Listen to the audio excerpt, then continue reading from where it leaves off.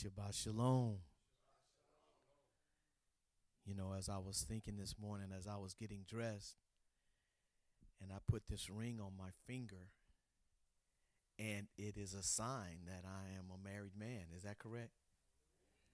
The Most High said that those that keep this day and congregate on this day and that they cease from all their labors, that it is a sign that we're in a covenant with him.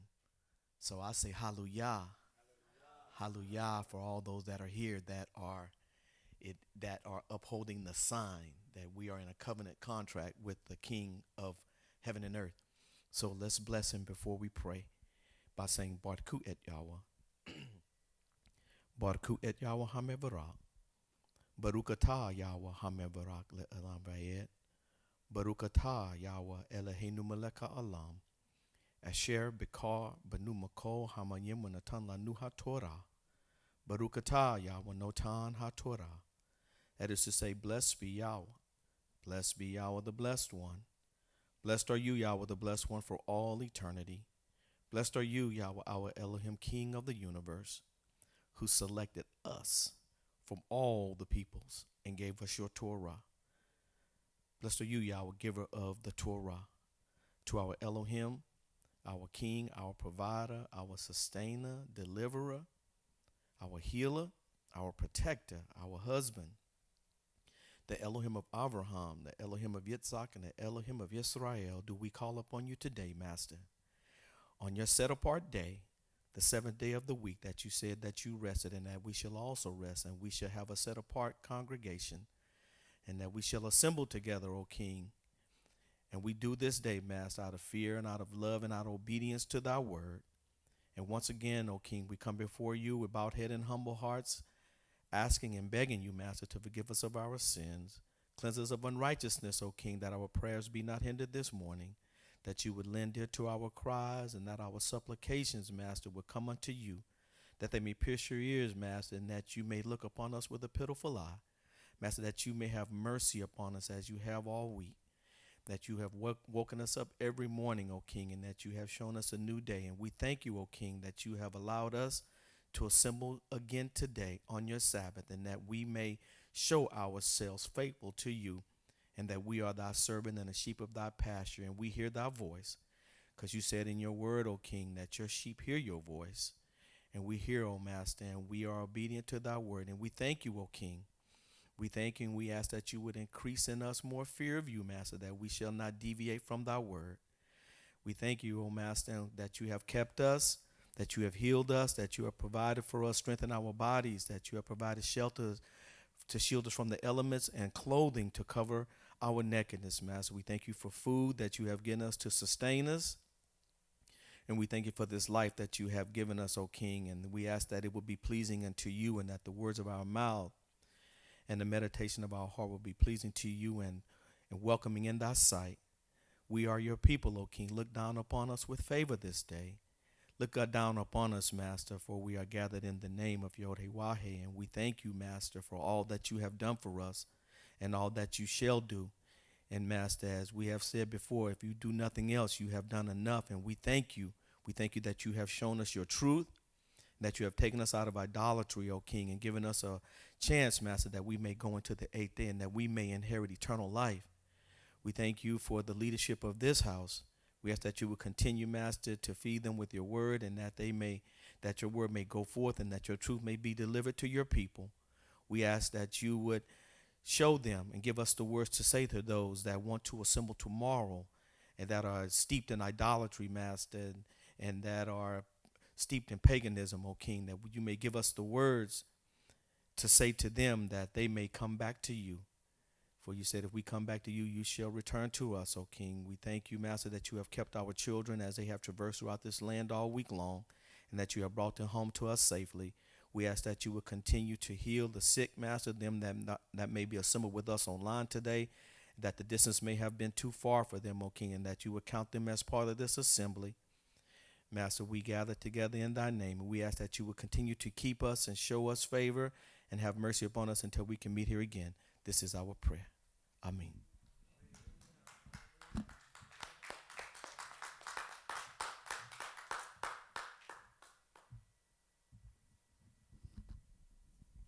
Shalom to everybody today.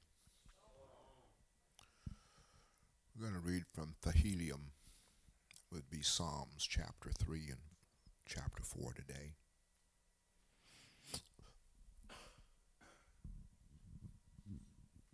Join with me if you would. A psalm of David when he fled from Absalom, his son. Yahweh, how many enemies I have. How countless are those attacking me. How countless are those who say to me, there is no salvation for him in Yah, Selah. But you, Yahweh, are a shield for me. You are my glory. You lift my head high. With my voice I call out to Yahweh, and he answers me from his set-apart hill, Selah. I lie down and sleep, and I wake up because Yahweh sustains me. I'm not afraid of the 10,000s set against me on every side. Rise up, Yahweh, save me, my El, for you slap all my enemies in the face. You smash the teeth of the wicked. Victory comes from Yahweh, and may your blessings rest on your people, Selah. For the leader with stringed instruments, a psalm of David. O Yah, my vindicator, answer me when I call. When I was distressed, you set me free. Now have mercy on me and hear my prayer. Men of rank, how long will you shame my honor? Love what is vain, chase after lies, Selah. Understand that Yahweh sets apart the set-apart person for himself. Yahweh will hear when I call to him.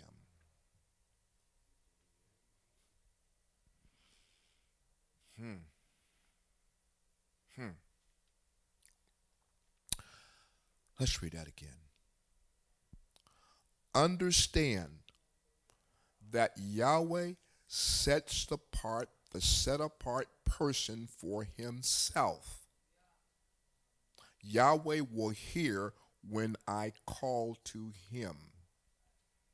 You can be angry, but not sin. Think about this as you lie in bed and calm down, Selah. After sacrifices rightly and put your trust in Yahweh. Many ask, who can show us some good? Yahweh, lift the light of your face over us. You have filled my heart with more joy than all their grain and new wine. I will lie down and sleep in peace. For Yahweh, you alone make me live securely. Hallelujah. You may be seated. How awesome. How awesome. How awesome the thought that you and I have been set apart for the Most High. And the gracious thing about it is, we don't hope he hears us. We what? We know that he hears us when we call.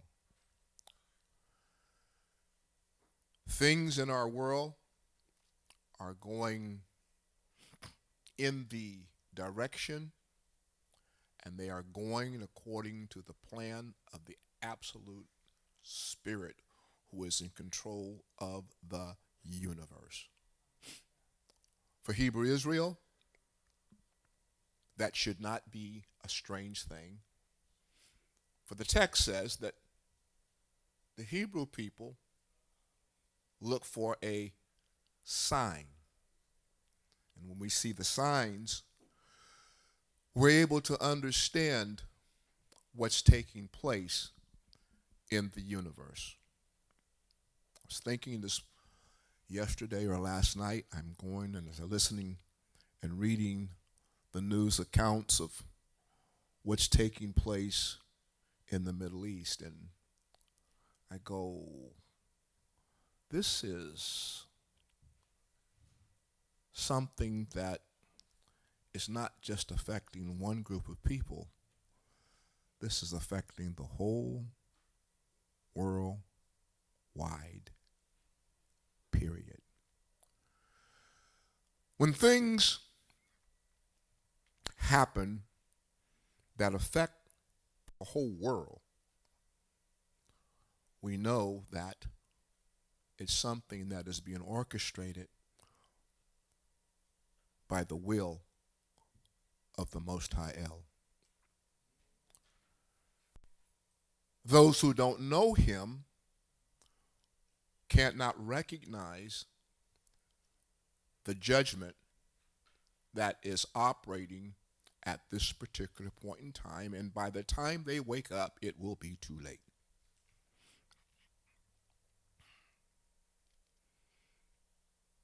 Hebrew Israel, who doesn't know that they're Hebrew Israel, needs to be doing something right now.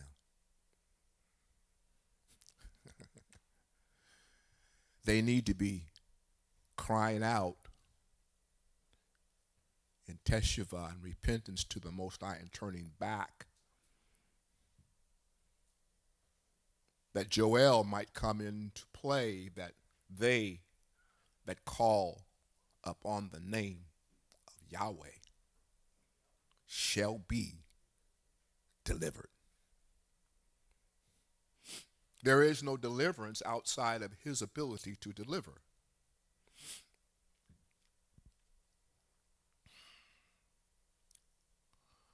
Our opulent king has given us words of comfort.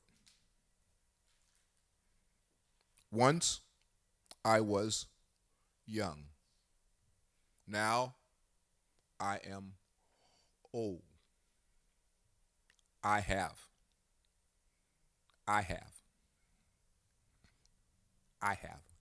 never seen the righteous forsaken, nor his seed begging bread. This testimony to us should be that even in distress times, when other people who don't know him are functioning without our King, our deliverer, our Savior, will make sure that you and I have the provisions to sustain us. That's not a hope. That's not a hope. That's a no. Our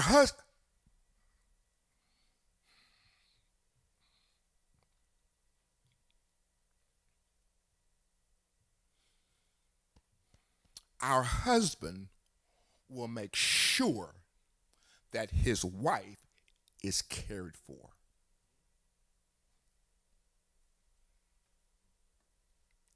No, are you getting this?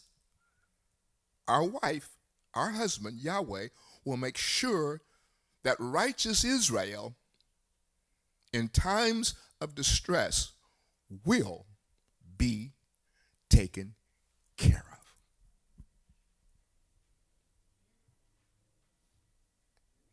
Now, this is a good thing for us because those of us who are walking in righteousness and those who are not are going to be wondering why it is that we are not in distress.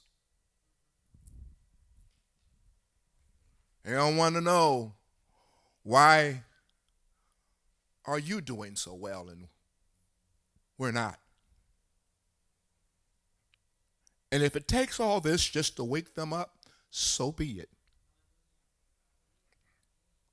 So be it. They didn't wake up in COVID.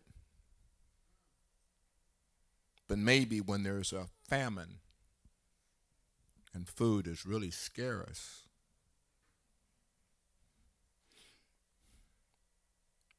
and they have nowhere to turn. Maybe they'll turn to Hebrews in exile, Yahweh's Exiled Empire, and they'll hear the words that say,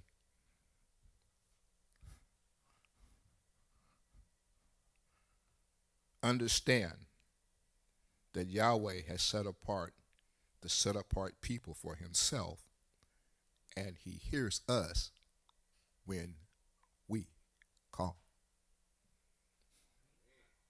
Come on now. Come on now. So, as you go out and as you testify and make proclamation to deaf and dumb Hebrew Israel, let them know that what's going on in the world, the prices are high for gas. They haven't stopped yet, not going to stop. The prices are high for food. You may not be able to get any. You may not be able to afford to fill your car up with gas. Let them know that the Most High has promised Hebrew Israel that he's never forsaken the righteous, nor have we been in a state of begging bread. I was thinking about something that the more I said as we closed the podcast on Wednesday evening about planting seed. Everybody doesn't have ground to plant seed in. Some people live in apartment houses. We live in a blacktop jungle. But even in that state, remember, if you're righteous, the Most High hears you when you call. He will lead you and he will direct you to the source where you can sustain your life even in the midst of a crisis. So I don't know about you, but I say, bring it on.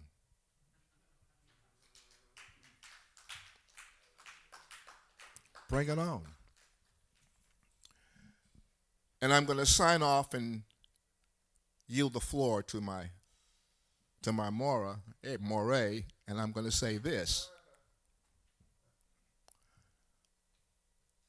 And then you will know that I am Yahweh.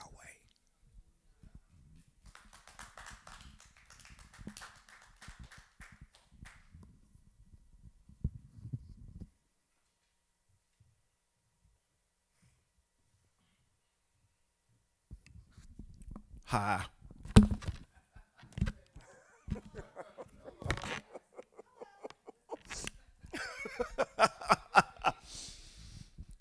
To the beneficent, the Most High, Yahweh, El Shaddai, Yahweh Sebaot. What else? Yahweh what? Yahweh Rapha. Yahweh what? Yahweh Sabaoth. Come on. What's his name? Come on. El Shaddai. Come on. Yahweh Yireh. Right? The one that provides. Sabaoth. El Elyon. Right? To the one that created everything in 6 days, who is absolute, who is one, not two, not three, not four, not five, no six. 1, 2, 3, 4, 5, 6, 7, 8, 9, 10, 11, 12. No. Okay? Not in multiplicity. The Most High is sovereign. The Most High is one. He's created one people. He has created one land. He has created one set of mitzvot for one Elohim. Today is the Shabbat. The Shabbat is not reserved for anybody else except for B'nai Israel. Oh, you can participate if you want to. I'm speaking to you Seventh-day Adventists. Everybody that's out there that wants to call themselves and associate themselves with the Shabbat, but the Shabbat is only preserved for Hebrew Israel. Okay? So know that you have a particular day that the Most High says, I want to take my wife out on a date. I want to spend time with her. And this is the day that we do that.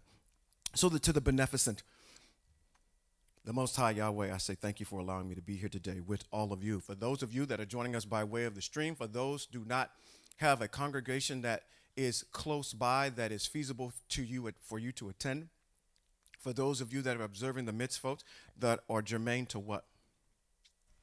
Clean and unclean, that won't allow you to be here today. For those of you that have some type of ailment in your body that will restrict you from being a part of the community and nation of Israel. I got reprimanded this week. My morate said, stop saying congregation. It's a nation of people, which I agree. It is a nation of people. It's a community of people.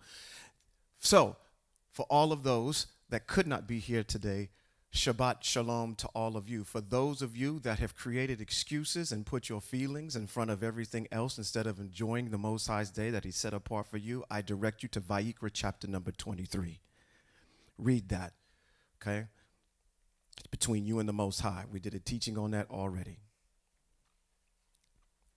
I'm not even going to go there. Vayikra chapter number 23, or Vayikra chapter number 23, or Vayikra chapter number 23. Read that in its entirety. So Shabbat Shalom to all of you, to our descendants that are here with us, and those that are not with us here today. Hopefully you'll be able to stand on the shoulders of giants and be able to see further than we have. We are only having the information that's available to us today, and we can only go so far. But hopefully by you seeing our example and being able to see further, it will get you a closer walk with the Most High. Now, usually, I'm looking for my dear sister. No, don't do it just yet, because I got to say something first, because she's already on it. Because you know what this part of the liturgy is about, where we stand. But I don't want you to stand just yet. I had an epiphany this week, or a realization, or a moment of clarity about this particular mitzvah. I'm giving honor to those that are wise, ones that have wisdom, that are able to impart it into us. I knew this mitzvah hits home for me because I'm a parent. And I know that some of our parents in here tell us one thing. They tell us, keep on living. You think you know everything, don't you? Keep on living.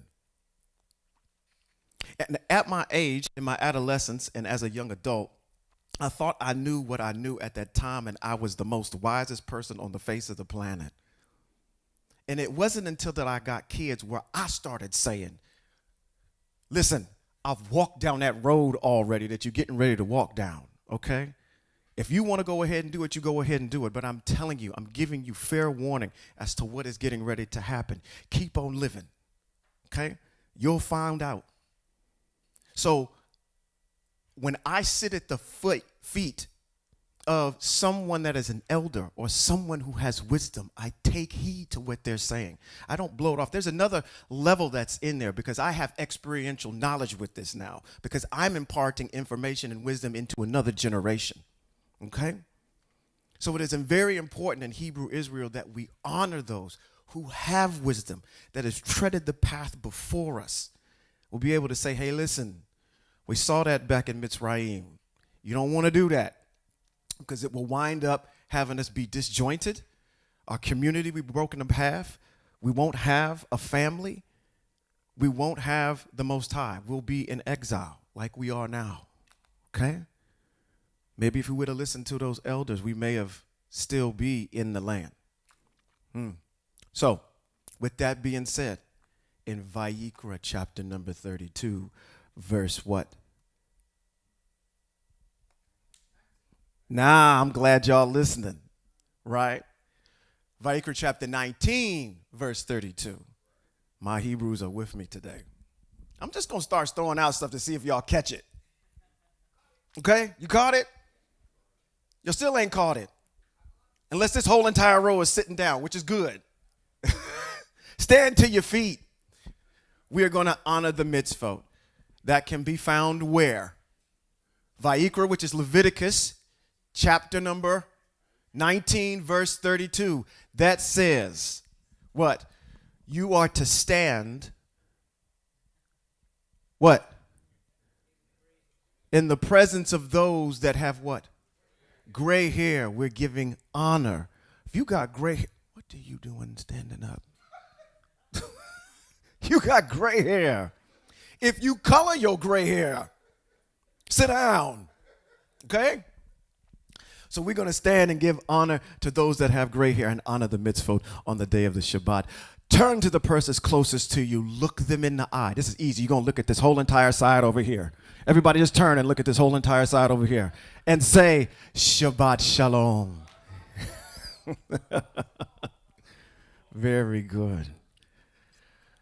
For those of you that are here in our studio audience today, Shabbat Shalom to all of you. This is a very magnanimous day for us. Okay? Shabbat Shalom to all of you. We are going to try to go to the stratosphere. We were going to let the Most High take the wheel. Let's see where this goes today. Benevidos, mi hermanos and hermanas. Gracias. ¿Verdad? Verdad, sí. What I said in Spanish was welcome, brothers and sisters. Hermanos y hermanas. Okay? I don't want to forget, we got people that, just because, the Hebrew Israel is bigger than what you think it is. Okay? They just don't know who they are. Okay? So, Shabbat Shalom to all of you. Stratosphere, subterranean. We're getting ready to go there. Shabbat Shalom. Shabbat Shalom. Today, let's start out here. I got two places I need to go. And part of it is we're going to reprimand the men. They're getting ready to get thrown up under a truck today. Okay? So men, yours is coming after I get through this first piece. What is today? Now I'm going to give you a hint for those of you that observe the solar calendar. What is today?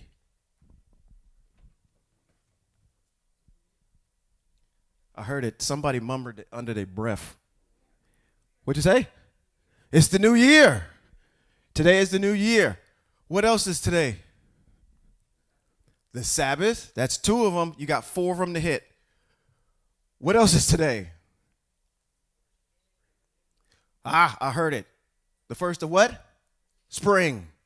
Spring. There's three of them. What's the last one? Not equilux, but that's not it. What's today? What's the fourth one? We got first of the year. We got first of the season, right? Okay. And you said first of the month. I want to do a Bone Thug and Harmony song right now. It's the first of the month. First of the month, first of the year, Shabbat, first of the season, right? And our new year. Okay, that means that today is Rosh Chodesh, right? Because it's the beginning of a new month, all right? Okay, now, because this is kind of a super Shabbat, that means that what? If today's the first of the month, which is the first of the year, so Happy New Year to all of you, okay? It's Happy New Year, okay? Why? Because we have to count down from the beginning of the year to what? Moadim. Pesach is getting ready to come up. In how many days? Okay. No. Let's get it. Vayikra, chapter number 23. Let's start at the top. Okay? Or Leviticus, chapter number 23. Start it right in at the top. If I'm telling you today is the first day of the year for the Hebrews, then we got to start counting for these Moedims, right? Okay. We got to keep that at our front. Let's read. It says, Yahweh said to who? Moshe. Tell the people of who? Bnei Israel, the designated times of Yahweh, which you are to proclaim as what? Set apart convocations. What? Okay. Set apart convocations. You are, wait a minute, you skipped down way further than where I was. Go all the way back up. Go back up a little bit more further. There you go. Designated times. Work is to be done on 6 days, but the seventh day is the what? The Shabbat of complete rest, a set apart convocation. That means that's a gathering of people. It says you are not to do any kind of work. It is a Shabbat for Yahweh, even in your homes. Continuing. It says, these are the designated times of Yahweh, the set apart convocations you are to proclaim at their designated times. The first, in the first month, on the 14th day of the month, between sundown and complete darkness comes what? Pesach, right? It says for Yahweh, on what day? The 15th day of the same month is the festival or the Moedim of Feast of Matzah, Festival of Matzah. For 7 days you are to eat matzah. On the first day you are to have a set apart convocation. Don't do any kind of ordinary work. Bring a what? An offering made by what? Fire. If you don't know what that is, we need to go over to Vayikra chapter numbers 1 through 4. There's where all those are. Okay? Bring an offering made by fire to Yahweh for 7 days. On the seventh day is a what? Set apart convocation. Do not do any kind of ordinary work. So, first month on the what day is matzah? Is Pesach. What day? The 14th day. The 15th day is the beginning of Feast of Matzah for how many days? 7 days straight. Okay? Now, that's the next one that's coming up. So we have one more Shabbat before the Shabbat after that will be the feast, will be the start of the Feast of Matzah, but we're going to start Pesach the day before, which is actually going to fall on a Friday. Okay? Now I'm following along if you have it. Oh my gosh, you can't ask me a question like that. That goes down a rabbit hole so doggone far. How do I know? The question is, how do I know today is the first day of the year? Okay, so I'm going to answer that kind of globally at 150,000 feet. I'm not even going to get into the weeds of this, okay? Because this is where we start splitting and getting off to other things. I'm going to just leave it here. When do I know the beginning of the year starts? Because there's a season. What's the name of that season? Aviv, spring. It says in the month of Aviv, right? Aviv means springtime. So I know now is the beginning of the year. I'm going to get into this. This is such a broad scope of a question because it gets into a lot of detail on how you calculate where it actually is, okay? There was a word that was mentioned earlier, which was an equinox. It's actually an equilux, which is equal light and equal nighttime, okay? That's spoken about outside of the books that you may be familiar with that are in this, what you might call the Bible, okay? In the first 5 books of Moshe. It is a very detailed question. But I want to stay global and say at the base level, it says in the month of Aviv, you to begin your year. In the month of Aviv, Aviv means springtime. Okay, so I'm going to get you close with that. There's a calculation that goes into that. Okay? So, am I okay? Correct. So the comment was the same amount of hours. How do you know when the beginning of the year is? It's the same amount of hours of daylight as it is nighttime, okay? That's what they call an equilux, not an equinox. There's a difference between the two, all right? And a lot of that stuff gets backed up in some ancillary books that we have problems with, okay? When I go, I promise you this, when I get to the book of Bereshit, I'm going to go over all this. I'm going to go over all of it because people are going to be asking me questions. Well, how do you know when the day begins? And Bereshit really outlines it very detailed, kind of reiterates it 6 times in a row when the day begins. Okay? So I'm going to go over all that. So just sit tight. If you got more questions, definitely pull me aside. I will be able to walk you through this whole entire thing. But, okay, where I wanted to go with this is to say we're sitting here on the 14th of March, which is the Shabbat, okay, which is saying the beginning of the year. If you count 14 days, that will put you on the, what, the 27th of March. 27th of March, which is going to be Pesach. It's going to start in the evening of Pesach. And then on the 15th, which will be the Shabbat, 2 weeks from now, we're going to start Feast of Matzah for 7 days, okay? So the Most High makes it really convenient for the beginning of these particular festivals to start on Shabbats when you're already here. Now, I'm going to do a teaching on this next week because there are can you do Pesach and Feast of Matzah in its totality in exile? No. Why? Right. There's some sacrifices, I said in totality. There's some sacrifices, if you follow the letter of what's in here, that have to be brought to the Most High on that particular day, okay? Also, your men need to be somewhere, right? They have to be in the land. So what we're doing in exile is simply practicing what we can, okay? We go through the process of removing leaven. We do not have it around us. We take all that stuff out of our homes and our abodes. We are practicing those particular pieces, okay? But I'm going to go over all that next week, okay? We good? We're good. So, Happy New Year to everyone. Shabbat Shalom. Beginning of the new season. Doesn't it look pretty outside? It looks awesome outside. The Most High has renewed the earth, and we're getting ready to step into a different season. Okay, now, I want to piggyback on what we were doing in the podcast. How many of you listened to the podcast this week? Okay, y'all listen to the podcast. Most of y'all were actually here for the podcast, sitting in this room. In the podcast, we talked about a particular issue, and I'm looking at the demographic of what's in this room right now, and what are we missing? Men. Men. We need more men. Men.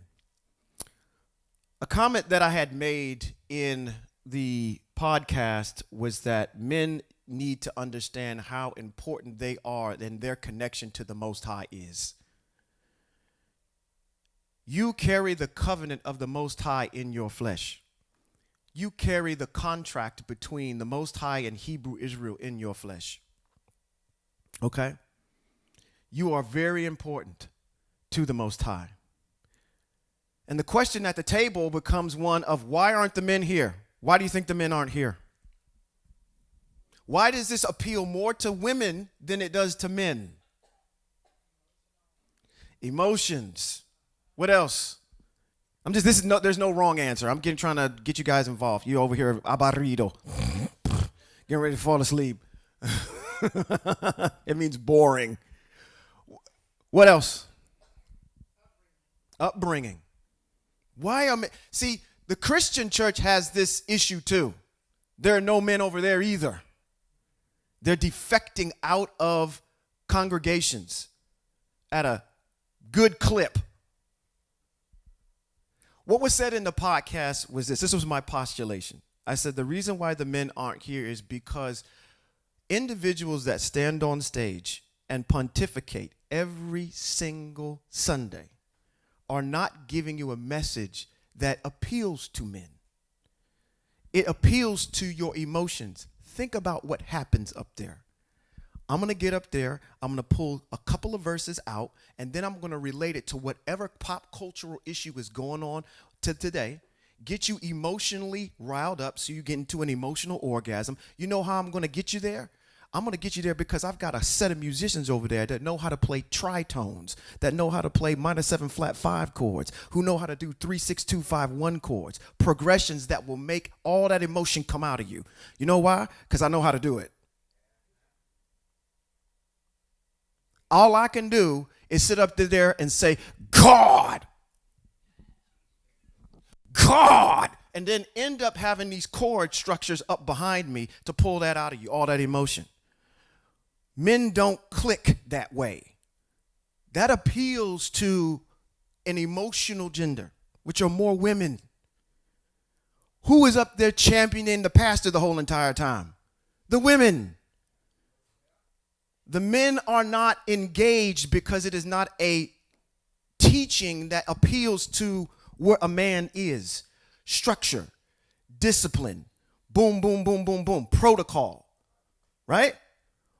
Why is the Nation of Islam have all these men in it? When you see them, they are boom, clean, straight, ordered, right? It's not an emotional thing, okay? There is emotion with the Most High, but you got to be able to appeal to the men. We're sitting there having this discussion, and what I didn't say in the podcast was, or I alluded to it, I said, you know, the women are here, and the women are the bones. The men are the muscle that goes over the bones. A body cannot move unless the bones and the muscle are moving together, okay? I have to have something for the muscle to go on to. That's why the women are here. You're the backbone of the community. And the men are the muscle that goes on top. And as we move as a symbiotic group together, that's when the body moves as a unit. But we cannot be separated because we don't have structure that's there. I honestly believe, and I don't want to be prophetic, but once the Most High has this move within our men, where are the men now? Where are your Hebrew men at right now? They're spread out all over the place. I can tell you a good visual of where a lot of those Hebrew men are right now. They're standing on the street corner wearing purple and gold. It's nothing but, you know that group, Hebrew Israelites in Christ? Now, they're still got a mind that's set on JC. I even hate bringing that name up on the Shabbat now. Now that I've exercised myself from it, it's like almost like a disgrace to even bring it up. They are still stuck in that, right? They're still messianic. They're still straddling the fence, but they've got a heart and a mind to understand who the Most High Yahweh is. That's where all your men are, where the structure is. And once they are able to sever that whole component of this JC character, here come the men. Back to Hebrew Israel. All it takes is something that's going to snap over there for them to realize, just like it did with you, it happened in your lifetime. That you got back to the Most High because you said something is not right here. And making that understanding and going at that clip to say, okay, once that happens, listen, if that happens, we will see the return of Hebrew Israel within one generation. But it's nothing you or I can do. The Most High has to get in there and work on them individuals over there so they can see what's going on. But we also must understand, hey, listen, you know what, men, your backbone is already here. We're waiting for the muscle to get here. We can't move forward without you, okay? The structure is here. The protocol is here. This is not a situation where, we're demeaning one gender over the other. We are Hebrew Israel, one unit, one community, one nation of people. And that's it. So don't get it twisted that, okay, it's, it's an emotional thing. I can't, and that's why they're not in church. Because they are tired of seeing women run around the church, fall on the floor, pick a bale of cotton, swing from the rafters like Spider-Man every single Sunday. Later for that. If you're not going to teach what's actually here, and we're just going to get an emotional orgasm every single week, fine by me, go ahead. But I'm not going to participate in that. Because the Most High needs structure. and it's not there. I mean, men, I beseech you, on the behalf of all of us, we pray for you. We pray for B'nai Israel. We cannot get there without you, okay? Okay. That being said, let's get into the teaching today. Shemote chapter number 28. Today is going to be nothing but just, okay.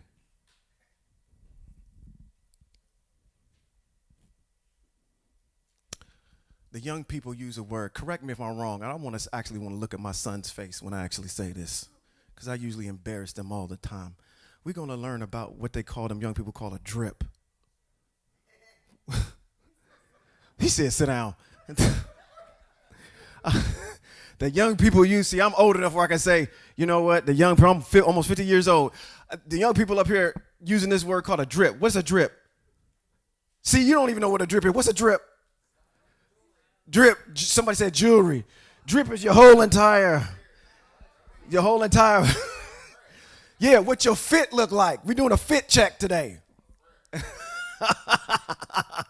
We're going to see how the Most High ordains and decks out the Kohanim Hagadol. We're going to see his jewels that he's going to put on. We're going to see all the things that he has to be adorned with in order to prepare before the Most High, okay? All right, this whole entire Puritan look that y'all got when y'all was over there looking like Little House on the Prairie. I can't wear lipstick. I can't wear earrings. I can't wear anything. No rings, no nothing. But the bishop will show up with this big old cross on. Come on, bruh. So we're going to find out about the drip or the fit or the vestige that the Kohanim Gadol has to wear before the Most High. That's all chapter number 28 is going to talk about. And then we're going to talk about the consecration of those individuals in their particular office. Again, I told you chapters number 25 through what chapter? 30. Excellent. Y'all with me? We got one more chapter after this that deal with everything that talks about the tabernacle. Talks about the tabernacle itself and its construction. We talked a little bit about that last week prior to, and last week we talked about the furniture. Now we're going to talk about the drip. Okay? It's okay to wear jewels. You don't have to be like, you know, I'm wearing no jewelry. Excuse you? Let's not remind you when Hebrew Israel left Mitzrayim, they took their jewelry. They took their Louis. They took their Gucci. They took all that stuff. Right? Said they plundered them. Let's get right into it.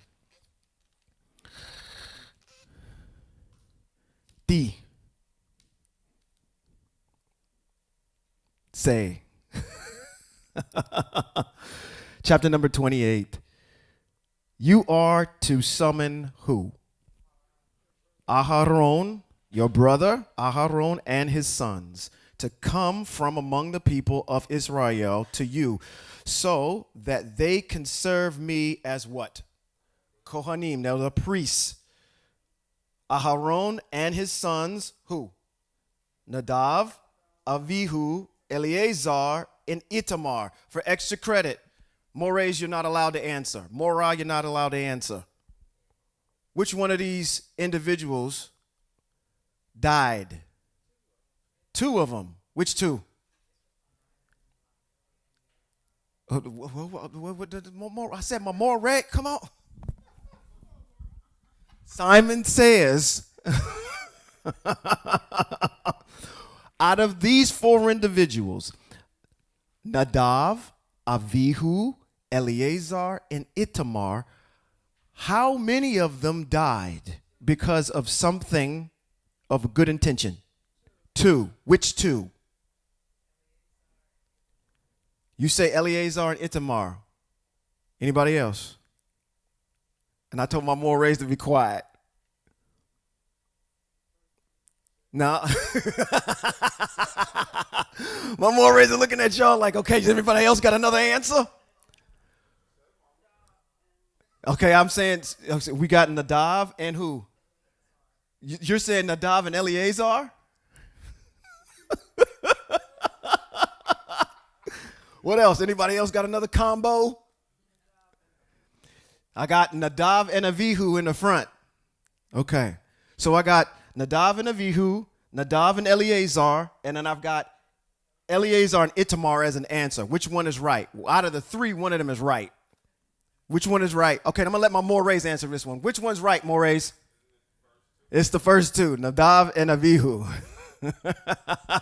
They are the two that go in and offer that strange fire based on what I'm calling good intent, but the Most High don't play them kind of games like that. If I told you to come here at a certain time and who had to come in here at a certain time, you going in there with your good intent or whatever intentions you are doesn't mean that that trumps what my edicts are. Another issue that points to the Most High is very emphatic when he says, this is how I want to redeem Hebrew Israel and not through some demigod man. But let's keep moving.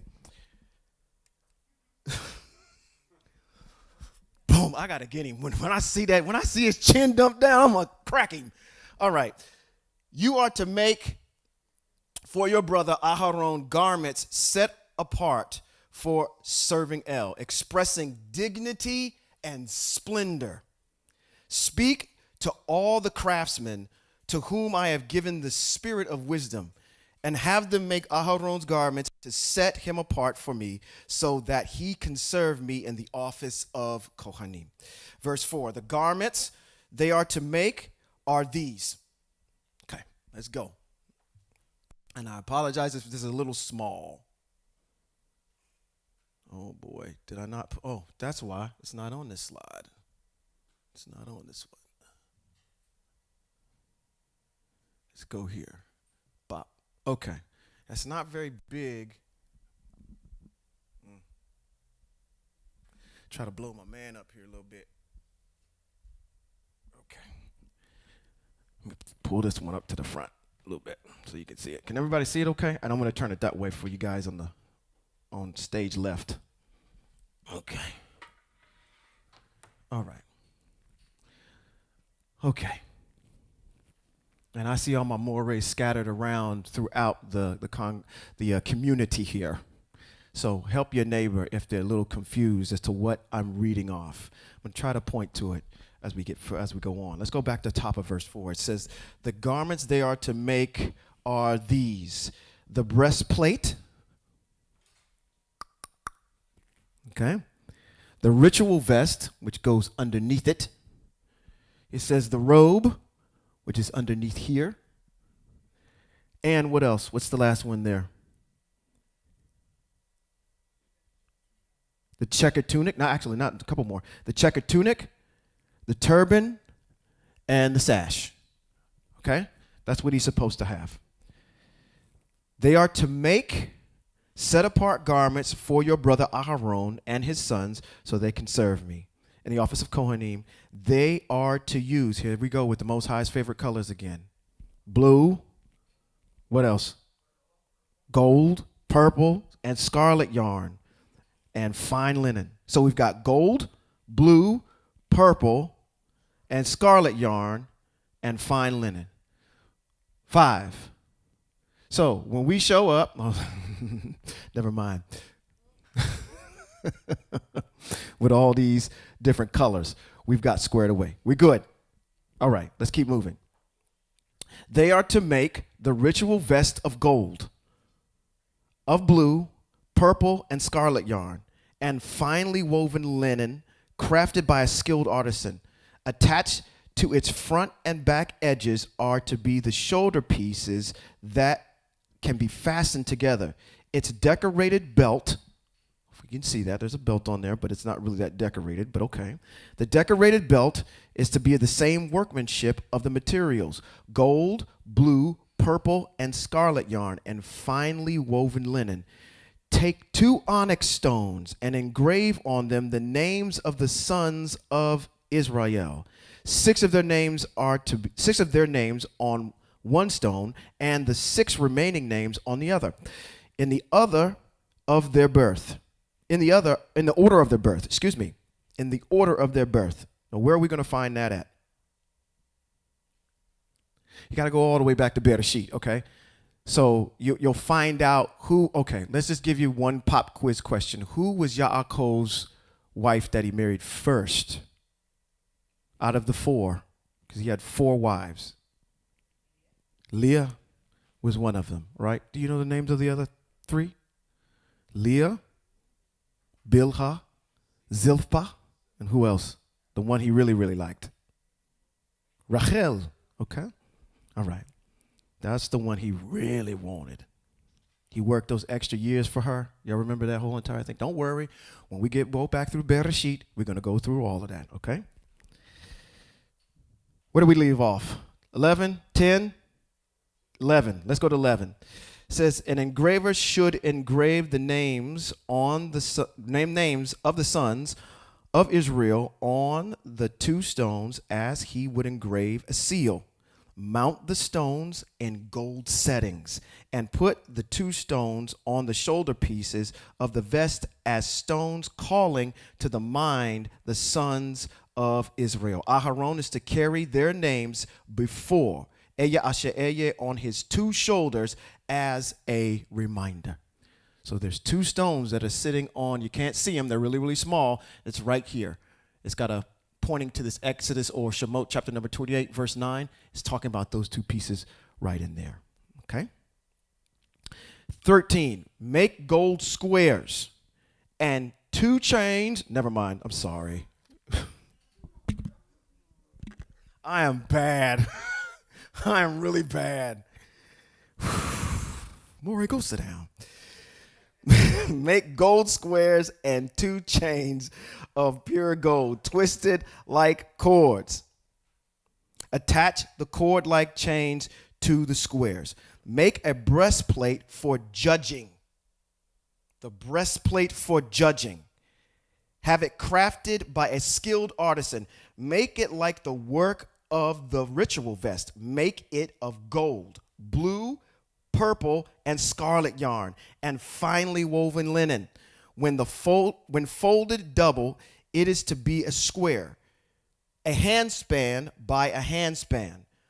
Put in the settings of stones, 4 rows of stones. The first row is to be, oh boy, here we go. Help me out with these one. Cornelian, yep, and a topaz, and emerald. So what the Most High is getting ready to do is describe this breastplate that's right here that the Kohanim Hagadol is wearing. Now, I want to make a statement here, okay? As I'm looking at this character up here, I pulled this off the internet, okay? And this is what you're typically going to see. I also made a declaration before. I said, anytime that we look at stuff like this, this is Ashkenazi, okay? What do I mean by Ashkenazian? This is Jewish. This is what Jewish Ashkenazians believe this is what this looks like, okay? When it talks about seats, and it talks about those types of different things, there are laws that go along with these seats. Who's supposed to make them? You're supposed to make them. All those particular pieces that go along with that, okay? The issue also here is when you're wearing the thing that goes around your head, okay? Right? Your turban, when it says that you're supposed to bind it on your arm, okay? What you might see is these guys with these leather straps and these boxes on their arms and these little boxes on their foreheads. That is a Jewish interpretation of what that is. There is nothing that says take these particular verses, put them in a little black box, and then put them on the top of your forehead and wrap it around such and such many, many times. There are Jewish laws that go into, which you'll probably find in the Talmud, that go ahead and speak to that. The Most High says nothing about that, okay? So I just want to be clear that I'm just giving you a depiction so you know where I am on the body of the person. Hebrew Israel probably has a different design on what this looks like. That's what I want to get to. That's my point. That's the destination. I took you through the journey. This is the destination. Don't think that that's what that looks like in its entirety, okay? It's just an arduous rendering of what they think, okay? So I just want to make sure we're clear about that, because a lot of times we associate these things that we see with being Ashkenazi and their interpretations of it. But what is the Hebrew interpretation of it from you all? All right? Okay. Let's keep moving forward. Okay, 15. Make the breastplate for judging. I already said that, didn't I? Okay, we did all that. Okay, let's go to 17. Let's go back up to the top of 17. It says, put in it settings of stones, 4 rows of stones, and the first row is to be of coralline, a topaz, and an emerald. The second row, a green feldspar, a sapphire, and a diamond. The third row, orange zircon, an agate, and amethyst. And the fourth row, a beryl, an onyx, and jasper. Now, each one of these particular stones is assigned to a tribe of Hebrew Israel. There's 12 that go along with each one of these stones. So there's a stone that goes with a particular tribe, okay? So you're looking confused. I'm looking over here in the corner. Again, we're talking about this particular blessed plate. That's why those colors are there. This is the drip. These are the jewels that this individual is wearing, okay? Okay? All right. So let's go to 24th row. No, where I left off with jasper, onyx and jasper. It says, they are to be mounted in what? Their gold settings. The stones will correspond to the names of the 12 sons of Israel. They are to be engraved with their names as a seal would be engraved to represent the 12 tribes. And what's the order upon which those names are written on those stones? By what? Order of birth. That's how we got into that issue of getting back in the Bereshit. So we know the order upon which each one of these names are to go on those stones, and that's how we know which particular stone is assigned to that particular tribe, based on that order. That's how we get to that. Okay? Tov meod? Oh yeah, I like the bobbleheads. That works. 22. On the breastplate, make 2 pure gold chains twisted like cords. Also, for the breastplate, make 2 gold rings and put the gold rings on the 2 ends of the breastplate. He's basically telling you, putting these pieces that they're really faint, you really can't see them, on how this actual breastplate actually ties to the Kohanim Hagadol. This is how it's strapped to him with these gold chains, okay? 24. Put the 2 twisted gold chains in the 2 rings at the 2 ends of the breastplate. Attach the other 2 ends of the twisted chains to the front of the shoulder pieces of the ritual vest. Make 2 gold rings and put them on the 2 ends of the breastplate at its edge on the side facing in toward the vest. Listen, I just chuckled there for a second. And the reason why I did that is, as I'm reading this, I'm like, wow. Take this and put this over here. And I'm like, how would I don't know if I would get that right the first time. You know, you're trying to put something together like that. I put together this outfit, and I want you to put this together with this together and snap it in the back. Some of you ladies might understand. Well, you can have stuff that needs to snap together and whatnot. I want you to take the top piece and snap it to this piece on the back, and this other pap straps across and goes to the other side, and this one goes to the front and all that. I'm like, wow. As a dude, I'm looking at this like, okay, where's your shirt? Just put the shirt on. 27. Make 2 gold rings and attach them low on the front part of the vest's shoulder piece near the join above the vest's decorated belt. Then bind the breastplate by its rings to the rings of the vest with a blue cord so that it can be on the vest's decorated belt. And so that the breastplate won't swing loose from the vest. Aharon will carry the names of the sons of Israel, Bnei Israel, on the breastplate for what? The breastplate is for what? The breastplate is for what? Judging. All right. Over his heart when he enters the set-apart place, as a continual reminder before Eye Asher Eye, you are to put the Urim and the Thummim in the blessed plate for judging. Okay, there's these 2 little stones that go in there too. They go in there. Let's just continue to keep going, because you're going to get in a whole bunch of other stuff with these 2 pieces here.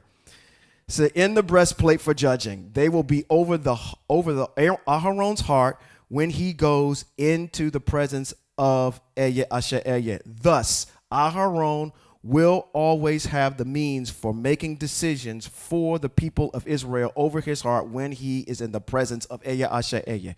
Do we currently know where this breastplate is? Where is it? Right now, where is this breastplate right now? Nobody knows where this is. Nobody knows where any of the articles of the tabernacle are. No one knows, okay? So, man. Wow. It's been said. Uh-oh.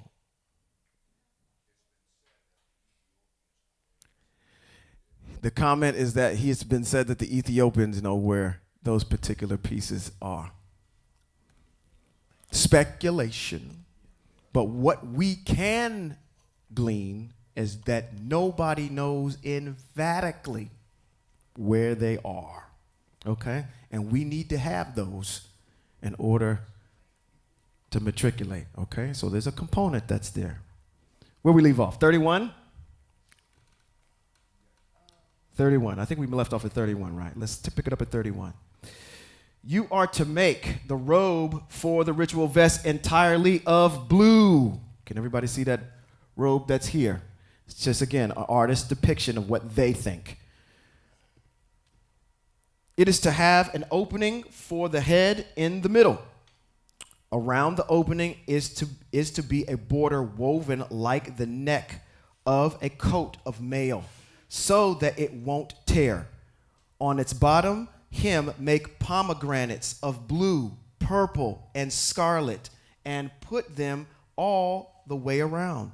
The gold bells between them all the way around. Gold bell pomegranate, all the way around the hem of the robe. I'm going to ask a question here. Aharon is to wear it when he ministers. It already answers the question. I was getting ready to ask you, why do you think those bells are at the bottom? And he answers it in the next actual sentence. It says, and its sound will be heard whenever he enters the set-apart place before Eya Asher Eya, and when he leaves, so that he won't die. So if you don't hear this man moving in there, something is wrong. He did something a little out of protocol, okay? Which one of y'all gonna go in there and get him? Yes, ma'am. What's the significance of the pomegranates? Great question. I do not know. I don't know. Anybody? Just open the floor up to any of my mores. What would be the significance, que significa, of the pomegranate? Yes, ma'am. It'll be green. It'll be green. Is the button green?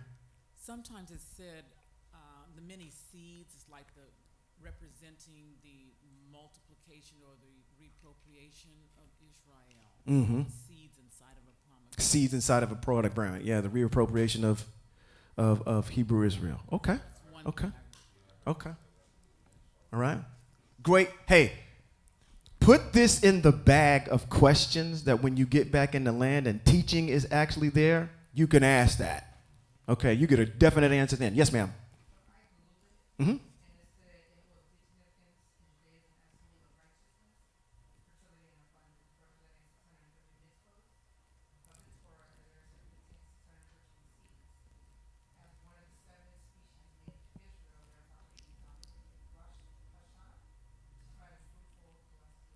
Okay.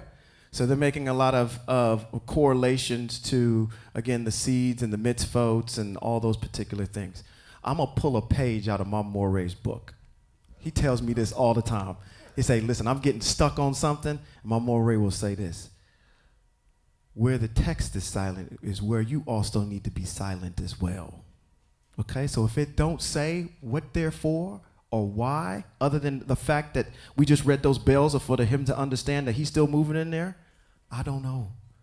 But those are great speculations, great metaphors, things for us to draw to making a connection with those pieces. Okay? All right. Tov Meod? Tov Meod. Let's keep moving forward.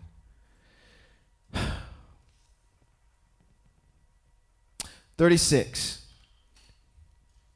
You are to make an ornament of pure gold and engrave on it as a seal set apart for eye asher eye. Fasten it to the turban with a blue cord. So there is a headpiece that goes on the turban. Looking at these lovely ladies over here, they have turbans on their head. This lady has a turban on her head. In that turban, there's a seal. And that seal is to say what? Set apart for eye asher eye, right? And it's supposed to be a gold piece. Fasten it to the turban with a blue cord on the front of the turban over Aharon's forehead, because Aharon bears the guilt for any errors committed by the people of Israel in consecrating their set apart gifts. So he's got this issue of making sure everything he does is within the framework and the protocol, and he bears the guilt if he does not do that. Okay? Wow. He's the representative to saying, I have vetted this whole entire process, and this is acceptable for the Most High. Leadership needs to be able to stand in that office. Anybody that would be accountable, and this is what the Most High does.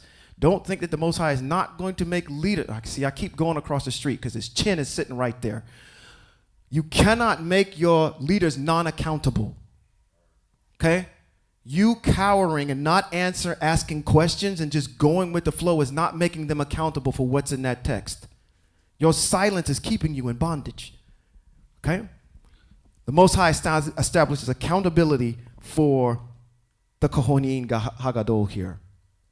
Because it says he bears the guilt and errors committed by the people of Israel in consecrating their set-apart gifts. This ornament is always to be on his forehead, so that the gifts for Eye Asher Eye will be accepted by him. Yes, sir. Do you all hear the weight? Do you hear the weight that the Most High has placed upon the Kohanim Aharon in relationship to the whole nation of Israel? Do you hear the weight, the guilt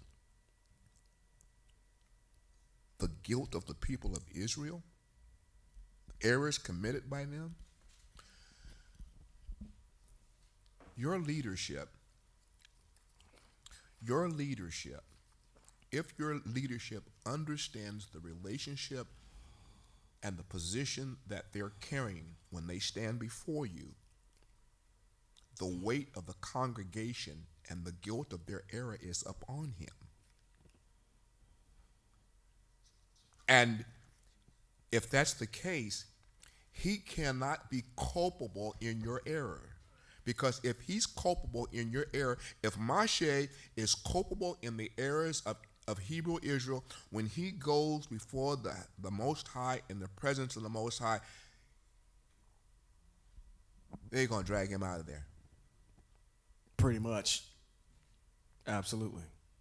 You see, I don't know if you all understand where I am.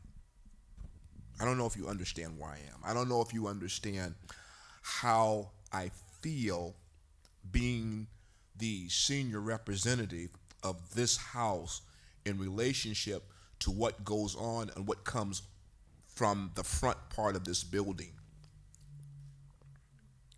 That when I hear truth, I'm obligated. It's not let's have a meeting and let's negotiate, let's talk about this.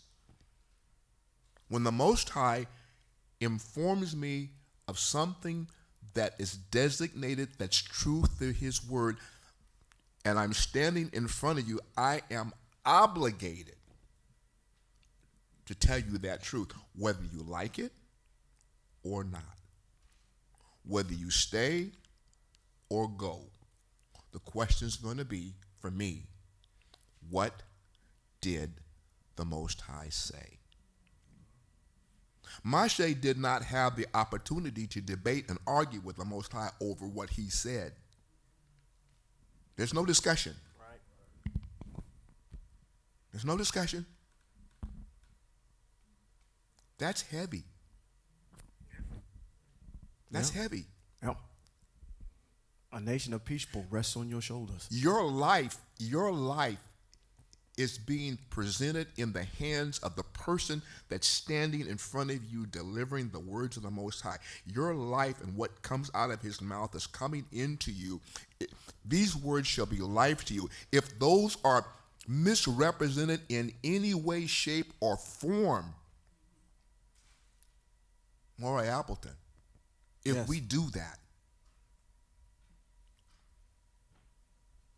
they'll be holding a meeting for us Right. at Morgan and Jones. Right.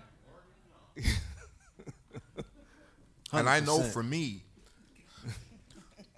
for me, if I screw it up with malice or forethought, I will be demised. Yeah, 100%.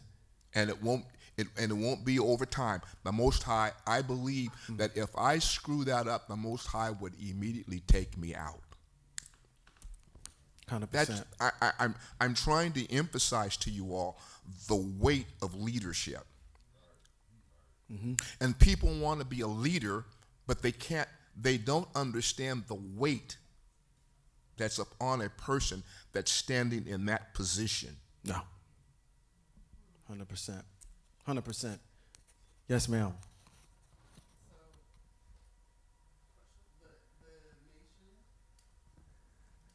They'll get it for you.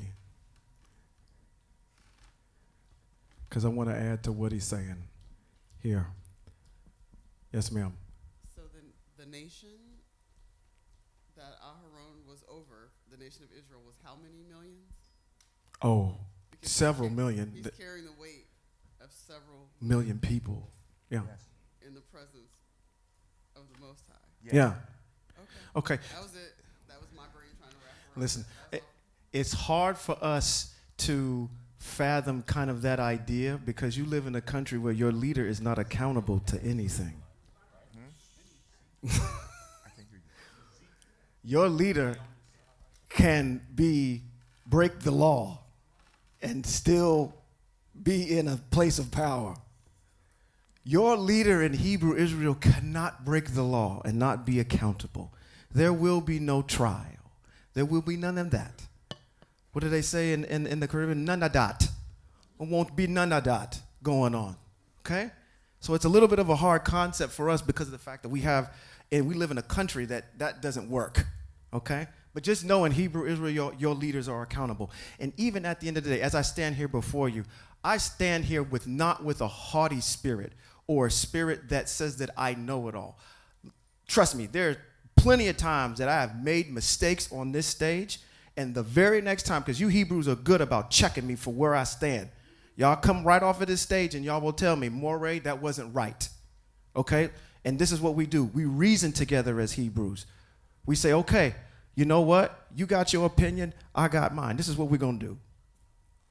We're going to take this book and we're going to open this joker up and we're going to see what the Most High actually had to say. And we'll let the Most High decide between the both of us based on the evidence that's here. And plenty of times I've had to come up the very next Shabbat and say I was wrong and apologize for leading those astray because of my error. So it is something that even when we are wrong, we have to come before the people and make the correction forthrightly and quickly and not let something perpetuate itself to its nth degree like they have across the street. Okay? So even with that weight, I just want you to know your leaders here are not haughty, are not arrogant. When we are chastised by the text, that's for us first, too, before we go ahead and say anything. And I'm glad that the Most High has put a spirit in this place that we can go ahead and listen Hallelujah.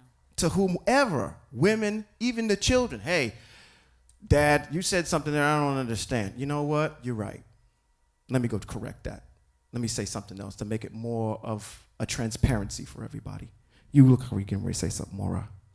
You good? Okay. Blessings, first of all. That's the reason so many of us have come, because we have observed that characteristic in our mores, and we are so proud of you and grateful to the Most High. Thank you. That you have that attitude, and we would like to encourage ministers and others that are leading our people in other organizations to have that same spirit, because the people belong to the Most High.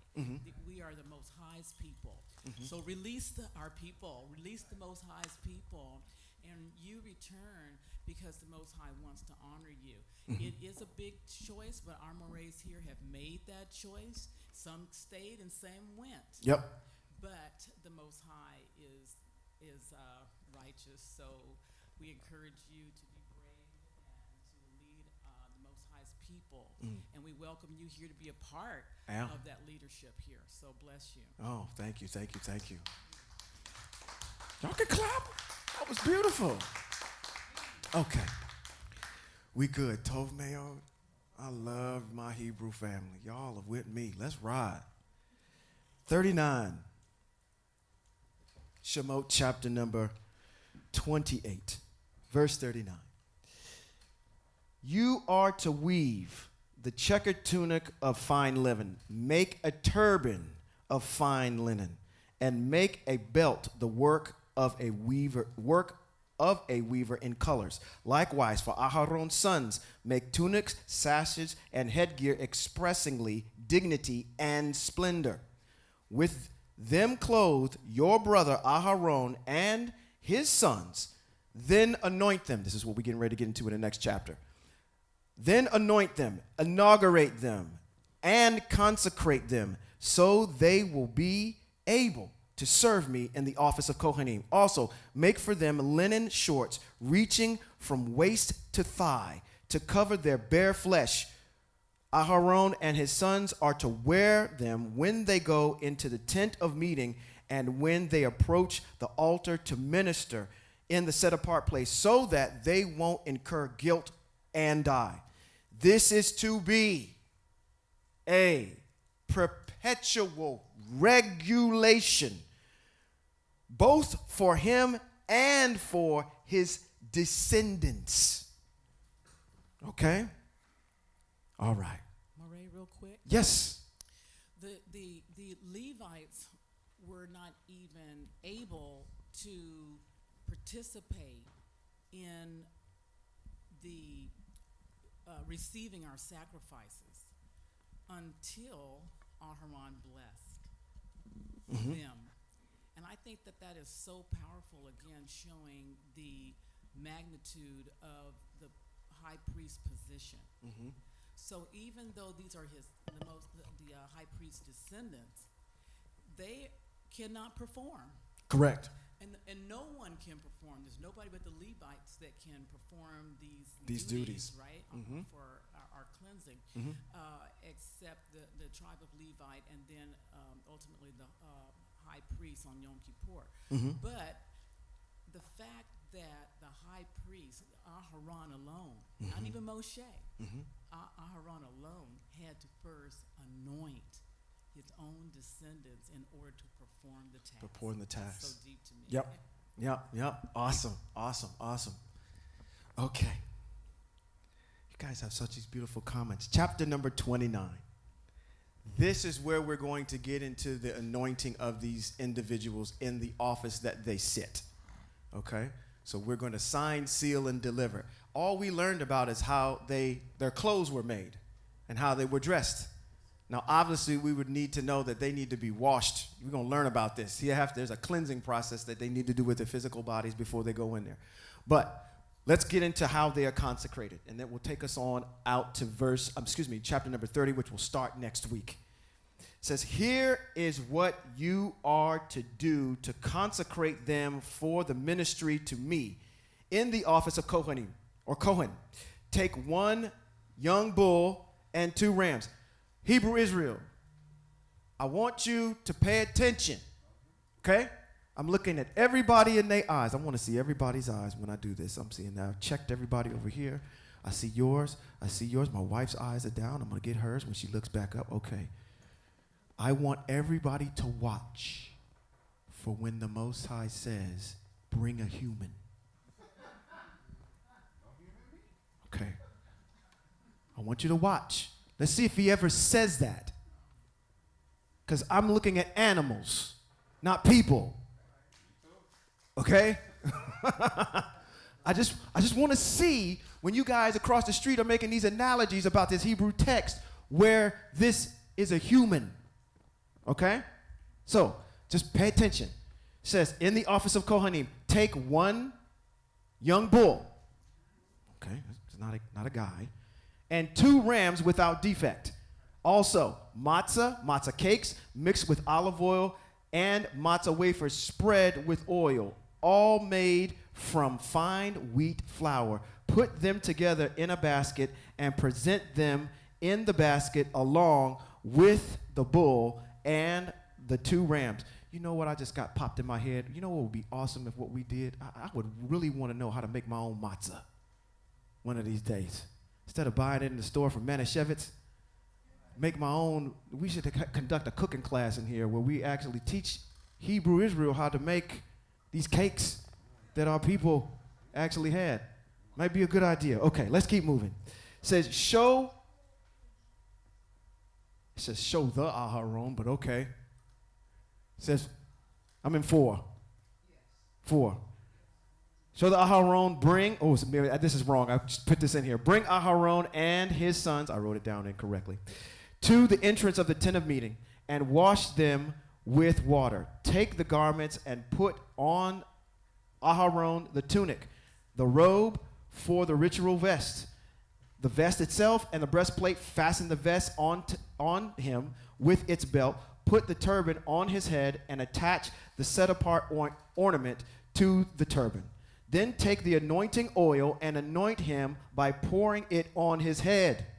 Bring his sons, put tunics on them, wrap sashes around them, Aharon and his sons, and put the headgear on their heads. The office of Kohen is to be theirs by permanent regulation.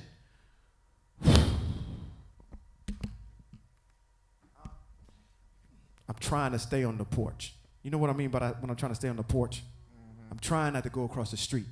Yeah, stay on the porch. Just stay on the porch. Just stay on the porch. Keep it moving. But I see what's going on over there, and I want to say something I want to yell from off the porch. Now, keep it moving. I want to yell off the porch. Keep it moving. Okay. Hey, no, I'm sorry. I got to be disobedient for a second. Keep it moving. Hey, y'all. Keep it moving. Your demigod can't be, why you calling him Yochanin Hagadol, he can't be Yochanin Hagadol, because he has to be from what tribe? And y'all say he from the tribe of what? Judah. Oh, well, okay.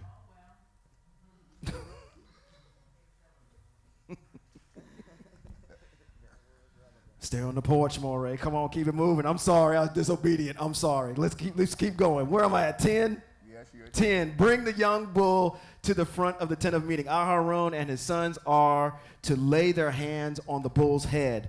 And you are to slaughter the bull in the presence of Ehyeh Asher Ehyeh at the entrance to the tent of meeting. That's a specific place. It says, take some of the bull's blood and put it on the horns of the altar with your finger. Let me get back over here. So we're at the tabernacle now. Let's put this up so y'all can see where we're at. He's doing this where? in the tent of meeting. In the tent of meeting, right outside right here. This is where the altar is, okay? And this is the piece that actually has the 4 horns on the corner. It has the grate in it and everything. It has the basin outside and it has the lavalier in the back where you're to wash, okay? So this is where they're slaughtering this animal. Where did I leave off? 12? I get sidetracked here. 12, okay. Take some of the bull's blood and put it on the horns of the altar with your finger. Pour out all the rest of the blood at the base of the altar. Take all the fat that covers the inner organs, the covering of the liver and the 2 kidneys with their fat, and offer them up in smoke on the altar. But the bull's flesh, skin, and dung you are to destroy by fire. Where? Outside the camp. It is a sin offering. It is a sin offering. Take one of the rams. So we've got one young bull, and we've got some rams here. Aharon and his sons are to lay their hands on the ram's head, and you are to slaughter the ram, take its blood, splash it on all sides of the altar. Quarter the ram, wash the inner organs and lower parts of the legs, and put them in quarters, and the head. Then offer up the whole ram in smoke on the altar. It is a burnt offering for Eye Asher Eye, a pleasing aroma, an offering made to Eye Asher Eye by fire. We hearing the humans yet? And if we did, well, I guess we got to be removing body parts and organs and stuff too, don't we? Okay, I guess that didn't happen. It says, take the other ram. Aharon and his sons are to lay their hands on the ram's head. And you are to slaughter the ram, take some of its blood, and put it on the lobe of Aharon's right ear, on the lobes of his son's right ear, on the thumbs of their right hands, and on the big toes of their right feet. Moray, come on, jump in here. Why are we doing toes on the right-hand side? Thumbs and all that stuff. You get a great explanation as to why. I do. What you thought you did. He said, I do. He said, what would that be? I did at some point. He said, I did at some point. That's what you love about wisdom. You say, I've been there, done that, and forgot about it already. I'm going to take one page out of here, but let's keep going. Because we're going to get, later on in the mitzvot, we're going to see some things with this blood on the side, that thumbs, ears, and all that type of thing, okay? Let's just keep moving for the time being. Oh, sprinkle it. Where is this? Then 21. Take some of the blood that is on the altar and some of the anointing oil and sprinkle it on Aharon and his clothing and on his sons and the clothing of his sons with them, so that he and his clothing will be consecrated, and with him his sons and his sons' clothing. Also, take the fat from the ram, the fat tail, the fat that covers the inner organs, the 2 kidneys, the fat covering them, and the right thigh. For it is a ram of consecration, along with 1 loaf of bread, 1 cake of oiled bread, and 1 wafer from the basket of matzah, which is before Eye Asher Eye, and put it all in the hands of Aharon and his sons. They are to wave them as a wave offering in the presence of Eye Asher Eye. Then take them back and burn them up in the smoke on the altar, on top of the burnt offering, to be a pleasing aroma before Eye Asher Eye. It is an offering made to Eye Asher Eye by fire. Take the breast of the ram up for Aharon's consecration and wave it as a wave offering before Eye Asher Eye. It will be your share. Consecrate the breast of the wave offering and the thigh of any contribution that has been waved and raised up, whether from the ram's consecration or from anything else meant for Aharon and his sons. This will belong to Aharon and his sons as their share perpetually from the people of Israel. It will be a contribution from the people of Israel from their peace offerings, their contribution to Eye Asher Eye. So we've got a couple of things going on here, okay? These consecrations that are being made, they're being consecrated, and then we have the separation of what is for Aharon and his sons that come from those particular animals, and the ones that actually, things that have to get burned up and go to the Most High, okay? Now, you're just listening to this, okay? This is all happening in the land. This is just for backstory purposes, okay? As we move forward. Don't look at this as this, this is aburrido, this is boring. It may be, okay? But it's going to make a difference as a foundation when you move forward with these mitzvot, okay? All right. Let's go to 29. 29 says, the set-apart garments of Aharon will be used by his sons after him.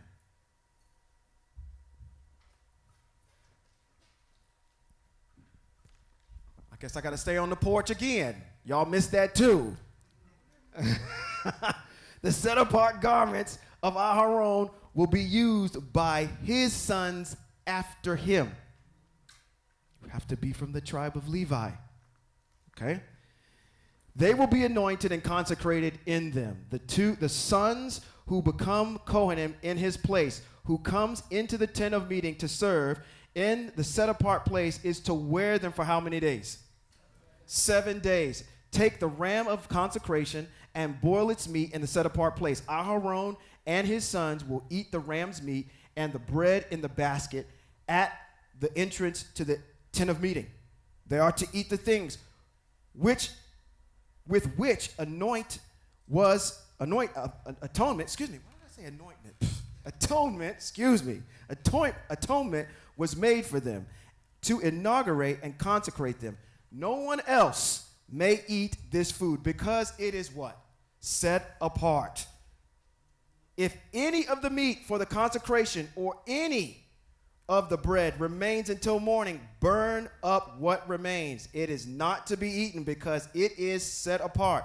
Carry out all these orders I have given you concerning Aharon and his sons. You are to spend 7 days consecrating them. I'm going to drive home another point here. If you don't get nothing else out of this, the Most High is extremely detailed. Okay?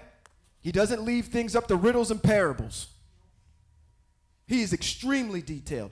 Do X to Y, Y to Z, A to B, B to C. It's all lined out. Just follow the recipe. It's right there. I didn't mean that to rhyme, but it did. Okay? Just follow the recipe that's there. All right? 36. Each day offer a young bull as a sin offering beside the other offerings of atonement. Offer the sin offering on the altar as your atonement for it. Then anoint it to consecrate it. 7 days you will make atonement on the altar and consecrate it. How many days were these individuals consecrated? 7 days. Okay? Thus, the altar will be especially set apart. And whatever touches the altar will become set apart.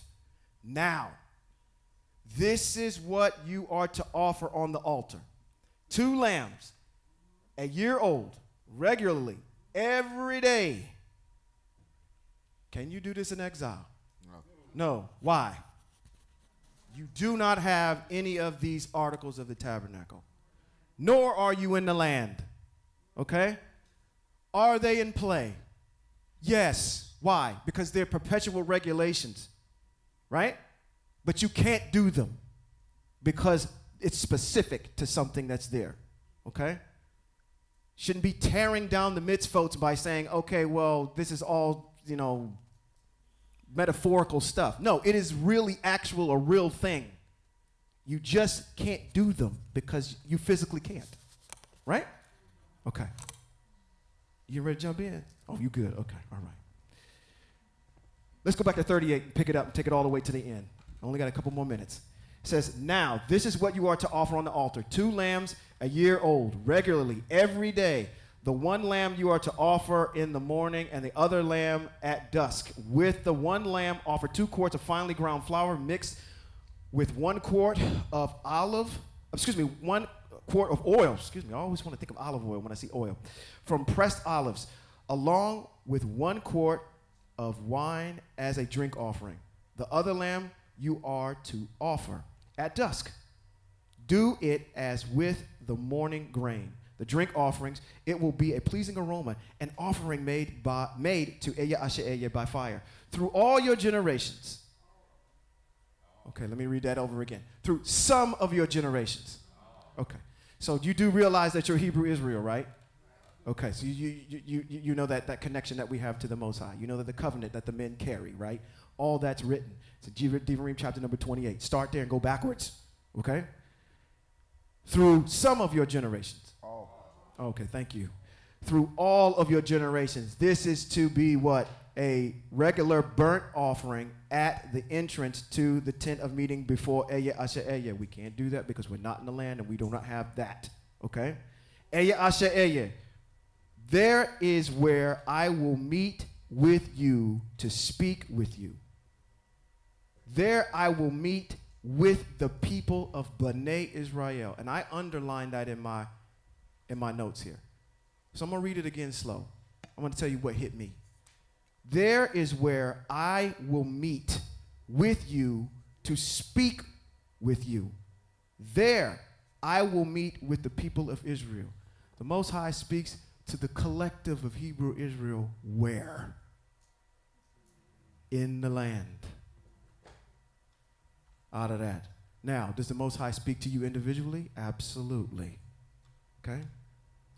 Make the difference between individually and in the land as a collective group. He's talking to whom? B'nai Israel. Okay? That is where I'm going to meet with you, and that's where I'm going to talk to you.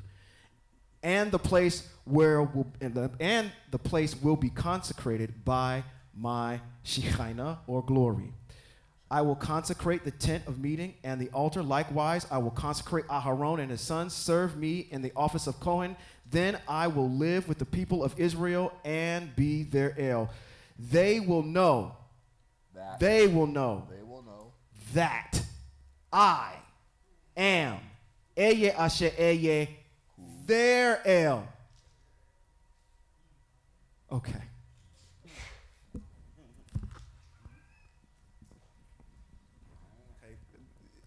You started it, but okay, all right. Keep it moving. No. He said keep it moving. I want to emphasize a point here. Because the reason why y'all are in exile is because y'all broke that first command. It's a command of submission that says that what? Let's get it. Let's go back. Where's it start at? Shemote chapter number what? 20, all right? Let's go to Shemote chapter number 20. People like to call them the 10 Commandments. It's not the 10 Commandments.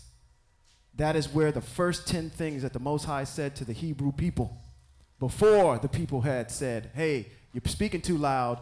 You go up there and talk to him. And then Moshe goes and gets the rest of the commandments and comes back down from the mountain, offers up the 12 stones, and has that altar. And then that's when they say, everything that you say, we will do. Not the first 10 things. It's a whole entire set of chapters worth of things that are there, that are brought back down to the Hebrew people. What does it say? It says, then Yahweh said these words, I am Yahweh, your El. Who is he talking to? So he's not talking to anybody else. He's talking to Hebrew Israel, not the world. He says, I am your El, who brought you out of the land of Mitzrayim. In that first clause right there is the clause of submission. You first have to submit to the fact that the Most High is El and nobody else. When you don't submit to that idea and you start making other things, demigods, your El, then you have a problem. The first problem here is submission, men. Ladies, I am your El, Yahweh, who brought you out of the land of Mitzrayim, out of the abode of slavery. You are to have no other Els before me. You are not to make yourselves a carved image of any kind of representation of anything in the heaven above. There's all your crosses. There's all your stuff in the grocery store. When you see at the end of the grocery aisle, you see this dude that looks like a surfer with his hair all done nice. Silky, like he just got, how many of y'all old enough to know about Ola Mills? When you used to go in there with your family members and you used to pose in front of that thing, be cheesing and whatnot. Right. Look like you just got off of his surfboard. Nothing is out of place. You are making an image of something, and the Most High commands against it. Why? Because the Most High is a power. He is not a man. He is not a woman. He is not a gender. I keep saying he and him as these pronouns, but the Most High is a power. Period.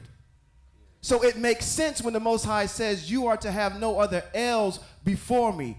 You are not to make for yourselves a carved image. Why? Because you don't know what I look like. So why would you make something to represent me? Okay? You are not to make for yourselves a carved image of any kind of representation of anything in heaven above or in the Hashemayim above, the Hebrew word, or the Eretz, earth, beneath, in or the water below the shoreline. That's starting to speak to all you Greeks across the street. Poseidon. All your gods that are from the water. That speaks to y'all in Mitzrayim, gods of the sun, Ra, and all that stuff. Okay? Those are out. You are not to bow down to them or serve them. I don't understand how across the street you can take what that's saying right there and turn it into something totally different. But I see why. You know why? I keep trying to stay on the porch. Because of the issue at the end of the day is every time you see the word JC, you associate that name with L. Because there's no other name in your text that talks about the name of the Most High. So every time you see this, you think that's talking about him. That's not true. Read the text in context. This is to Hebrew Israel, to an invisible power. Talking to them specifically. Fire, cloud, dark smoke. You're speaking too loud. Moshe, you go talk to him. Or go talk to the Most High. Comes back with all that stuff. Yes, sir. The reason why they can't make the correlation in the Hebrew text is because the Hebrew text has eradicated the name of the Most High out of the text and replaced it with Lord and God. Mm-hmm. So every time they read the text, Lord in the text, it always points to the demigod. Mm-hmm. Both of those names, Lord and God, are idolatrous terms. They come from an idolatrous source. The Most High is not idolatrous. Mm-hmm. The Most High is pure. Mm-hmm. The Most High is set apart. Yes. There is nothing to be compared with him, with that power. Mm-hmm.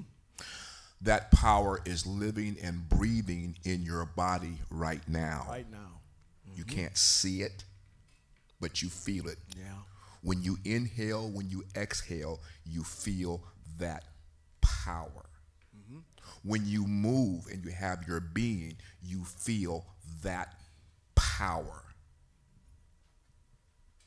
So if I'm not taught, and if I have a European Bible, I'm never, ever going to know who that power is. Right. 100%. And I'm not going to make a correlation. Right. And then here's the other piece. We podcasting. Here's the other piece. Me and my wife talked about it this week. I think I shared it this week. How am I going to get an individual to recognize this? Here's the conundrum. Most of you might be familiar with a group called AA or any addiction group. In order to even understand and even attend this group, something has to happen with inside you first. You have to admit that there's a problem. If I'm a raging alcoholic and I don't know that I have a problem and alcoholism is normal to me, then I'm not willing to make a change because there's nothing wrong with what I'm doing, right? You've got to be able to ask the questions about certain things and understand that there's a problem that's even there. So I can understand the obstinate mind or the stiff-neckedness of our people because they're not being taught that there's something else that's there. They're not thinking that there's a problem. And if I don't think that there's a problem, I'm going to defend what I know. You're presenting something to me, that's great, but I don't think something's wrong. Okay? And that's the portion where I say where the Most High has to get in there and work, is where there's a seed that's planted, and that seed is watered by every single last one of us. We'll come by and water that seed until the Most High gives that time for it to germinate and grow. You can't make a seed grow. The Most High allows the seed to grow in its proper time. All I can do is water it. I can't say seed grow. Now, and that's what y'all are expecting. When somebody comes to understand what you're trying to understand and you impart something into them, you want to see immediate growth. You want to see the light come on. That's not how life works. When I plant something, I expect there's a germination period that has to work. And that's all predicated on how the Most High has designed that thing to work. So I'm saying here too, if you're parting something into somebody, that's fine. Let the Most High make the change. That's why I said with Hebrew Israelites in Christ, there are all your men sitting right there. The Most High is going to have to get in there and germinate. Or we're going to water that seed, but the Most High is going to give its germination in its proper time so they understand who they are. Okay? I want to keep reading the rest of this because you just can't stop by simply just saying, don't bow down to them or serve them. For I am Yahweh, your El. I am a jealous El. I know none of y'all been jealous of anything, so you don't know what that feeling is about. I'm a jealous El, punishing the children for their sins of their parents to the third and fourth generation of those who hate me. But what? Here's where the Morah was telling us, hey, listen, this is how you enact those curses or blessings. You're living in you're out of the curse right now because you've returned to the Most High. But those that continue to believe in demigods and all these other things, underarm crystals and the retrograde of the moon, and I missed that joke. Anyway, are not actually, this is not what the Most High is asking you to do, right? You're worshiping something other than the Most High. It says, but displaying grace to the thousandth generation of those who love me and obey my mitzvot. It's simple. Obey the mitzvot. Return to the ways of the Most High. That's the formula, okay? And actually, if you're closer than what you think you are, it's just you're in jail, the door is open, and you don't want to walk out. I've been a slave my whole entire life. I'm pretty sure Harriet Tubman and those folks encountered that. What was that? I know that if you look this up on AI, Google, they'll probably say she didn't really say this, but I don't care. I'm going to put it on her. Harriet Tubman had said, hey, listen, I freed a lot of slaves in my day, and I could have freed a lot more had they known they were slaves. Okay? It's some of y'all that's like what I said before. You don't think that there's a problem. You're free. You're free. I don't know what freedom is. This is all I know. And I'm scared. Okay. That's why we've come to this point of trying not to tear down individuals that are still straddling the fence, but to edify them, to let them know who they are and how they're connected to the Most High. Stop using vinegar, but using honey to say, you understand who you are. You understand your importance to the Most High and to the Most High's kingdom, and how your masculinity, how your femininity is connected to the community. This is about a community. This is not about a religion. It's a lifestyle, okay? All right, let me get these last two verses. I'm going to be done. I've been pontificating up here for a while. Let's go back to where we were. Moray, yes. so sorry. I just have to say. I said something wrong. No, perfect. Okay. But when we're talking about the Most High's name, we're also supposed to put a blessing with the Most High's name, just like all the ornate that you'll, I'm sure, find that text and so forth, but that's something for us to keep in mind. I think it's something that we just saw a moment ago, that we're not to use the Most High's name in a casual way, or that's just something that we need to just kind of keep in mind. And you know what? Keep that in mind. When we get to our podcast, we can bring that up.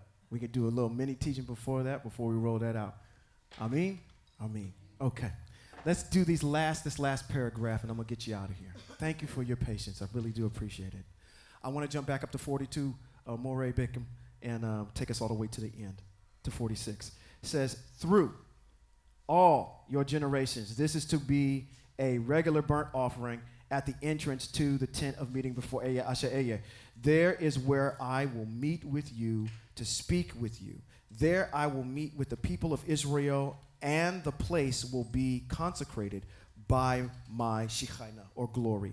I will consecrate the tent of meeting and the altar. Likewise, I will consecrate Aharon and his sons to serve me in the office of Kohen. Then I will live with the people of Israel. I will live with Bnei Israel and be their El. Come on. They will know Come on.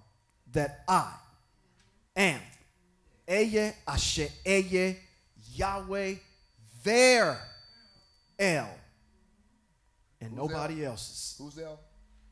Their El. Who's he talking to? Israel. He's not talking to the world. He's not talking to the world. He's talking to who? Israel.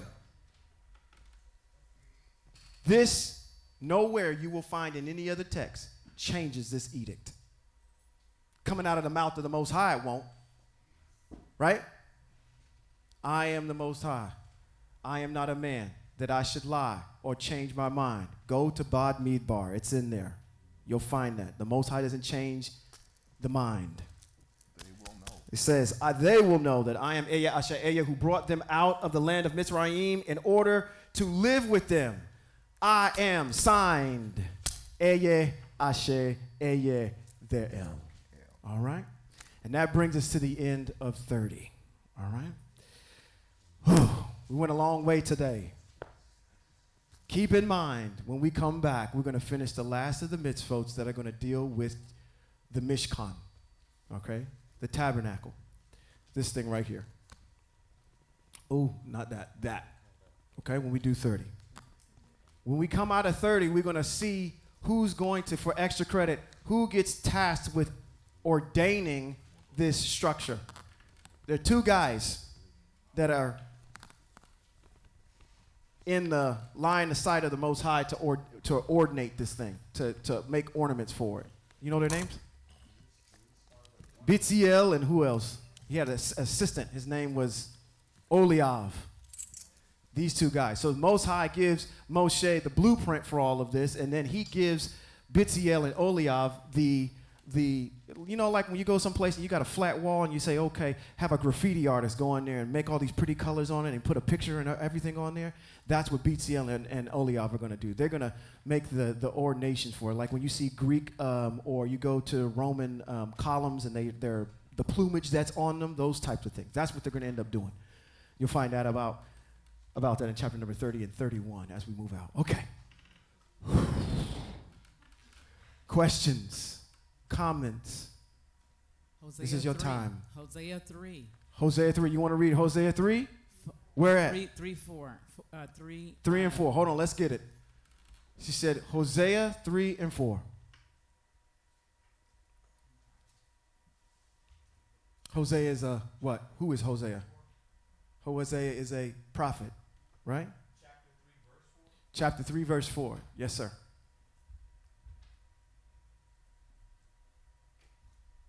Let's see what it says.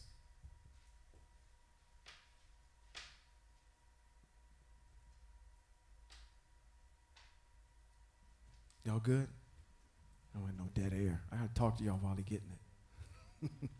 It says, what it says, 3 and 4. Where are we starting? 4. For the people of Israel are going to be in seclusion for a long time without a king. Prince, sacrifice, standing stone, ritual vest, or household elves. Mine reads a little differently. What does it say? It says, for the children of Israel shall abide many days without a king and without a prince and without a sacrifice and without an image and ephod, without an ephod and without a teraphim. So we know the teraphim were over the Ark of the Covenant. Ark of the Covenant, yeah. And so that means we don't have the Ark. Yep. And we don't, the ephod, we Correct. don't have what the high priest wore. So Correct. it's kind of symbolizing, in effect, what you're talking about, we being in exile at this time. We Right. cannot practice our the full commandments of the Most High. because Correct. we're in this situation. But after, verse 5 says something, and afterwards shall the children of Israel return and seek the Most High, their El, and David, or the throne of David, the seat of David, right, has always to be king, and shall fear the Most High and the Most High's goodness in the latter days. Yes, absolutely. No, that's adding to what's there.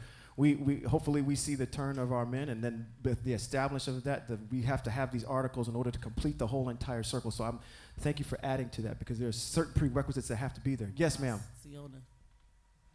You gonna say something? I also want to say, when the Most High told us that we'll be in exile for a while, it's like because we sinned, and because we sinned, we're doing time. We did time.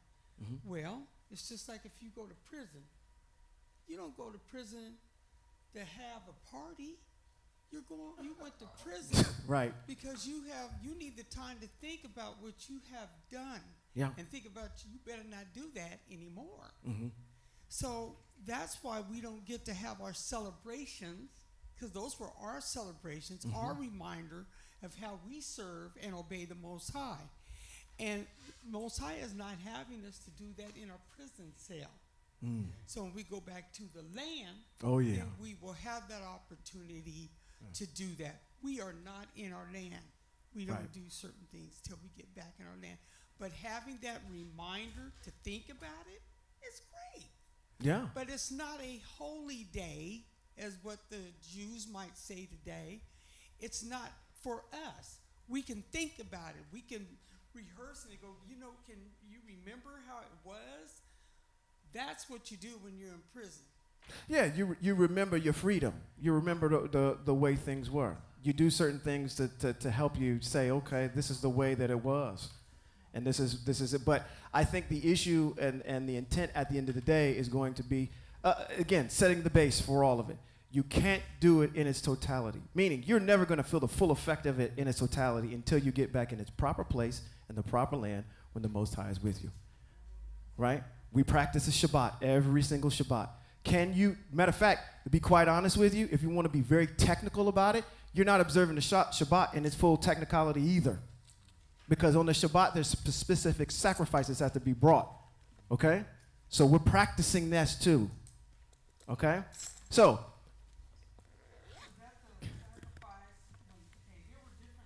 sure. A Shabbat too. High Shabbatons. But the seventh-day Shabbat was given to us in creation. It wasn't a sacrifice to that. You see what I mean? So we do keep, it's a time of rest. It's set apart. But the other Shabbats that, that we did in the feast days, but the seventh day Sabbath was done in creation. There was no sin. Correct, because on the seventh day, the Most High what? Rested. There you go. All right. Anything else? Yes, sir. Yes, sir.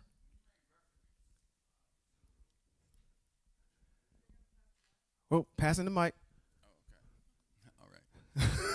All right. When you made reference to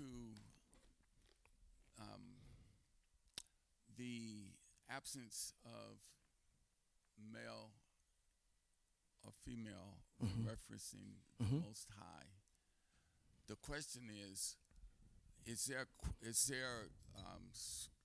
text that doesn't mention a reference to the male or the female? Is there a text that references no Yeah. female or male gender? Yeah, as it relates to the Most High. I heard all of my Hebrews getting ready to jump in here. You want to take this one? You let me handle it. Is there a... Go ahead. You want to do it after service? Okay. So the question on the table is there a text that references no male or female gender? Look at y'all getting ready to answer it. Come on.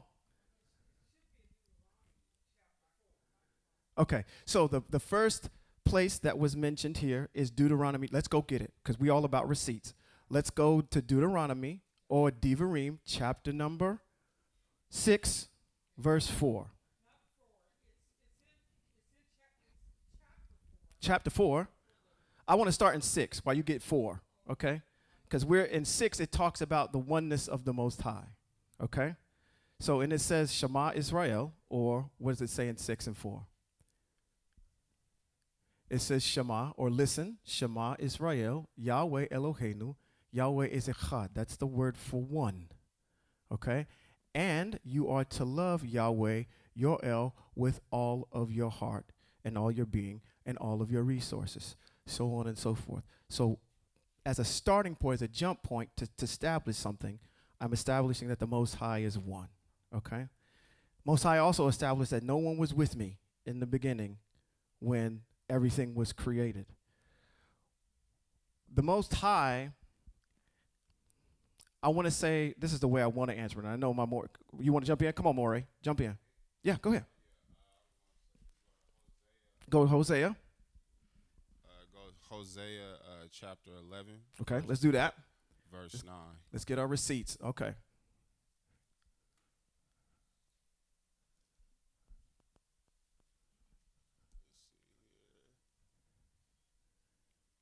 verse 9. Okay. And I think before we get into that, the understanding here again is that the Most High does not have gender. Okay? The Most High is a power. And we get a little bit, okay. We have these references for the Father, Him, me, I, all these types of things, okay? It's putting, this is the way, this is me talking, okay? I'm on my own platform right now. This is me talking, all right? The way that I look at it is that it's establishing the Most High's authority in those particular positions of leadership and authority.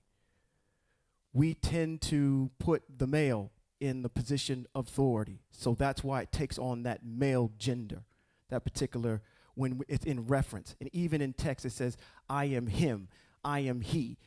We as Hebrews understand that there is no such thing as a gender in the Most High because the Most High is a power. In the beginning, it doesn't speak of any gender creating anything. The only genders that show up is when Adam and Eve actually hit in the sixth day. There's no discussion. So by omission of gender, we can deduce that the Most High is a power. When the Most High hovered over the waters in the beginning, was it a man or a female? It just said it was a power that hovered over the waters, not a male, not a female. And then it gives you the position of where the Most High is in that space, okay? So I'm speaking on my behalf to say by omission, number one, in the beginning, if we all go all the way back, we don't even hear about a gender until those two hit.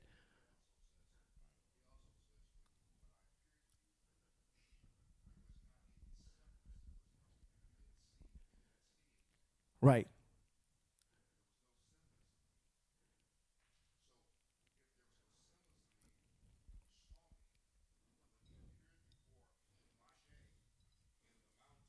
Mm-hmm.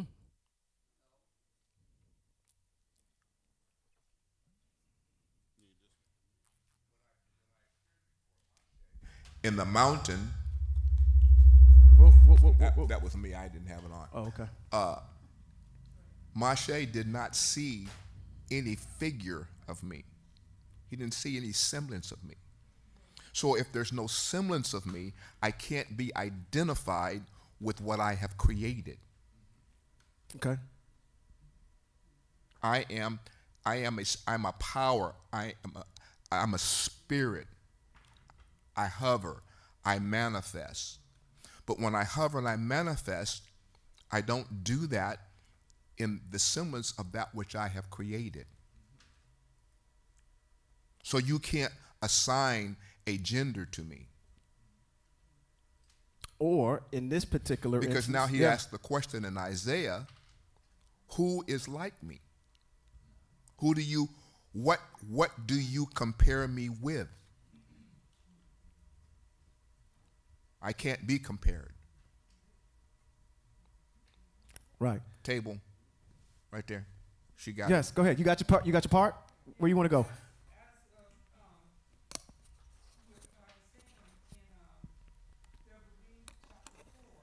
Okay, so Devarim, chapter number 4.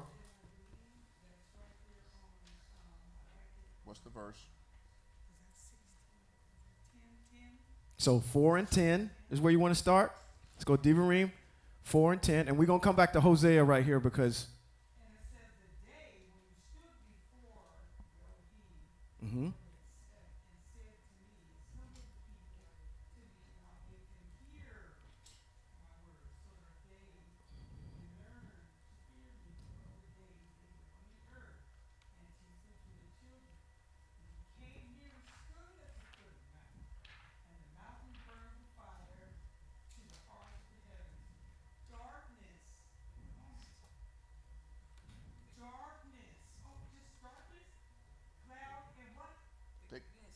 Thickness.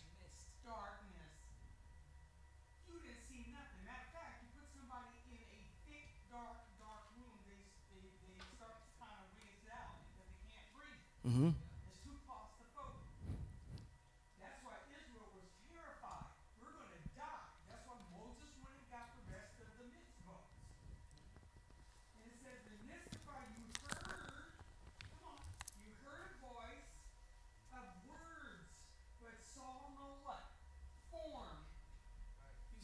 form. You saw no form. You only heard a voice. And the Most High made you known to you the covenant which the Most High commanded you to do. And the Most High at that time told me to teach you laws and right rulings for you to do them in the land which you pass over. Therefore, diligently guard yourselves, for you saw no form. It's emphasizing no similitude, no form. When the Most High spoke to you at Horeb, out of the midst of the fire, lest you should unless you corrupt yourselves and make yourselves a carved image. Come on, a carved image in the form of any figure, the likeness of male and female. There's your Jesus and your Mary. There's your receipt right there. And here comes the support, and I'm going to support you after you get done with yours. Go ahead, go back to Hosea chapter number 4, verse 3. Is that where you was at? 11, excuse me. Hosea 11 and 9. Since that's yours, you read it. Are you waiting on the microphone? He keep tapping on? It's on. Yeah, you keep tapping. It's on. All right. Hosea. Here's some more receipts. Hosea. Just in support, this is Hosea chapter 11, verse 9. It says, "For I am Yah, not a human being, the set apart one amongst you." And then we also have to support that in Numbers chapter 23. You just took my thunder. There you go. Verse 19. There it is. It makes it clear again. You have Numbers 23:19. 23 and 19.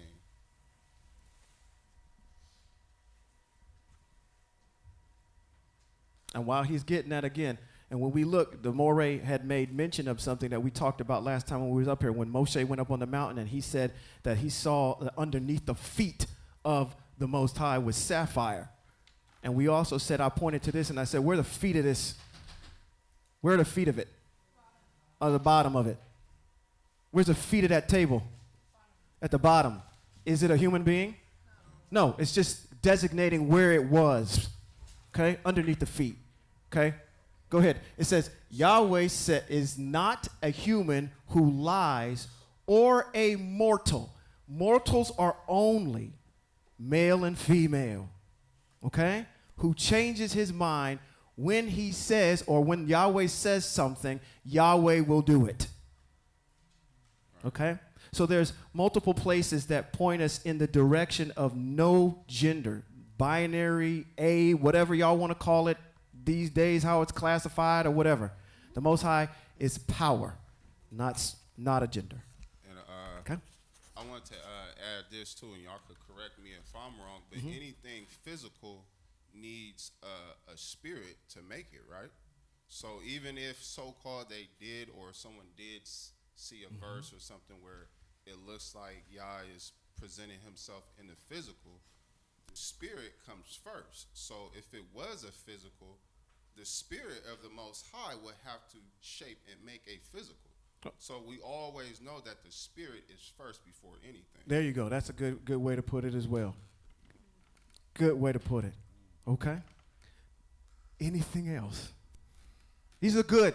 This is what we're here to do. If there are questions that are brought up or things that are coming off this stage that we want to tune up and make a little bit better, I like what you did.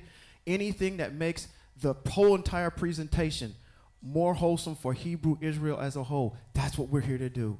Ask the questions. Ask the hard questions. You should be able to get a reasonable answer for the questions that you have, okay? Is there anything else? I'm looking at everybody and I'm seeing the bobbleheads. Okay, we good? Stand to your feet. Let me bless you. Shalom, shalom, shalom, shalom, shalom. Let you get back to your day of rest. In Bad Midbar, that is the book of Numbers. In chapter number 6, verse 24, it says this in the Hebrew. Yivarekaka Yahweh v'yishmareka. Yair Yahweh panav eleka v'chuneka yisa Yahweh panav eleka v'hasam laka shalom. which simply means in English, may Yahweh bless you and keep you. May Yahweh make his face to shine on you and show you his favor. May Yahweh lift up his or Yahweh's face towards you and give you shalom. West Coast Hebrews, until next time, thank you.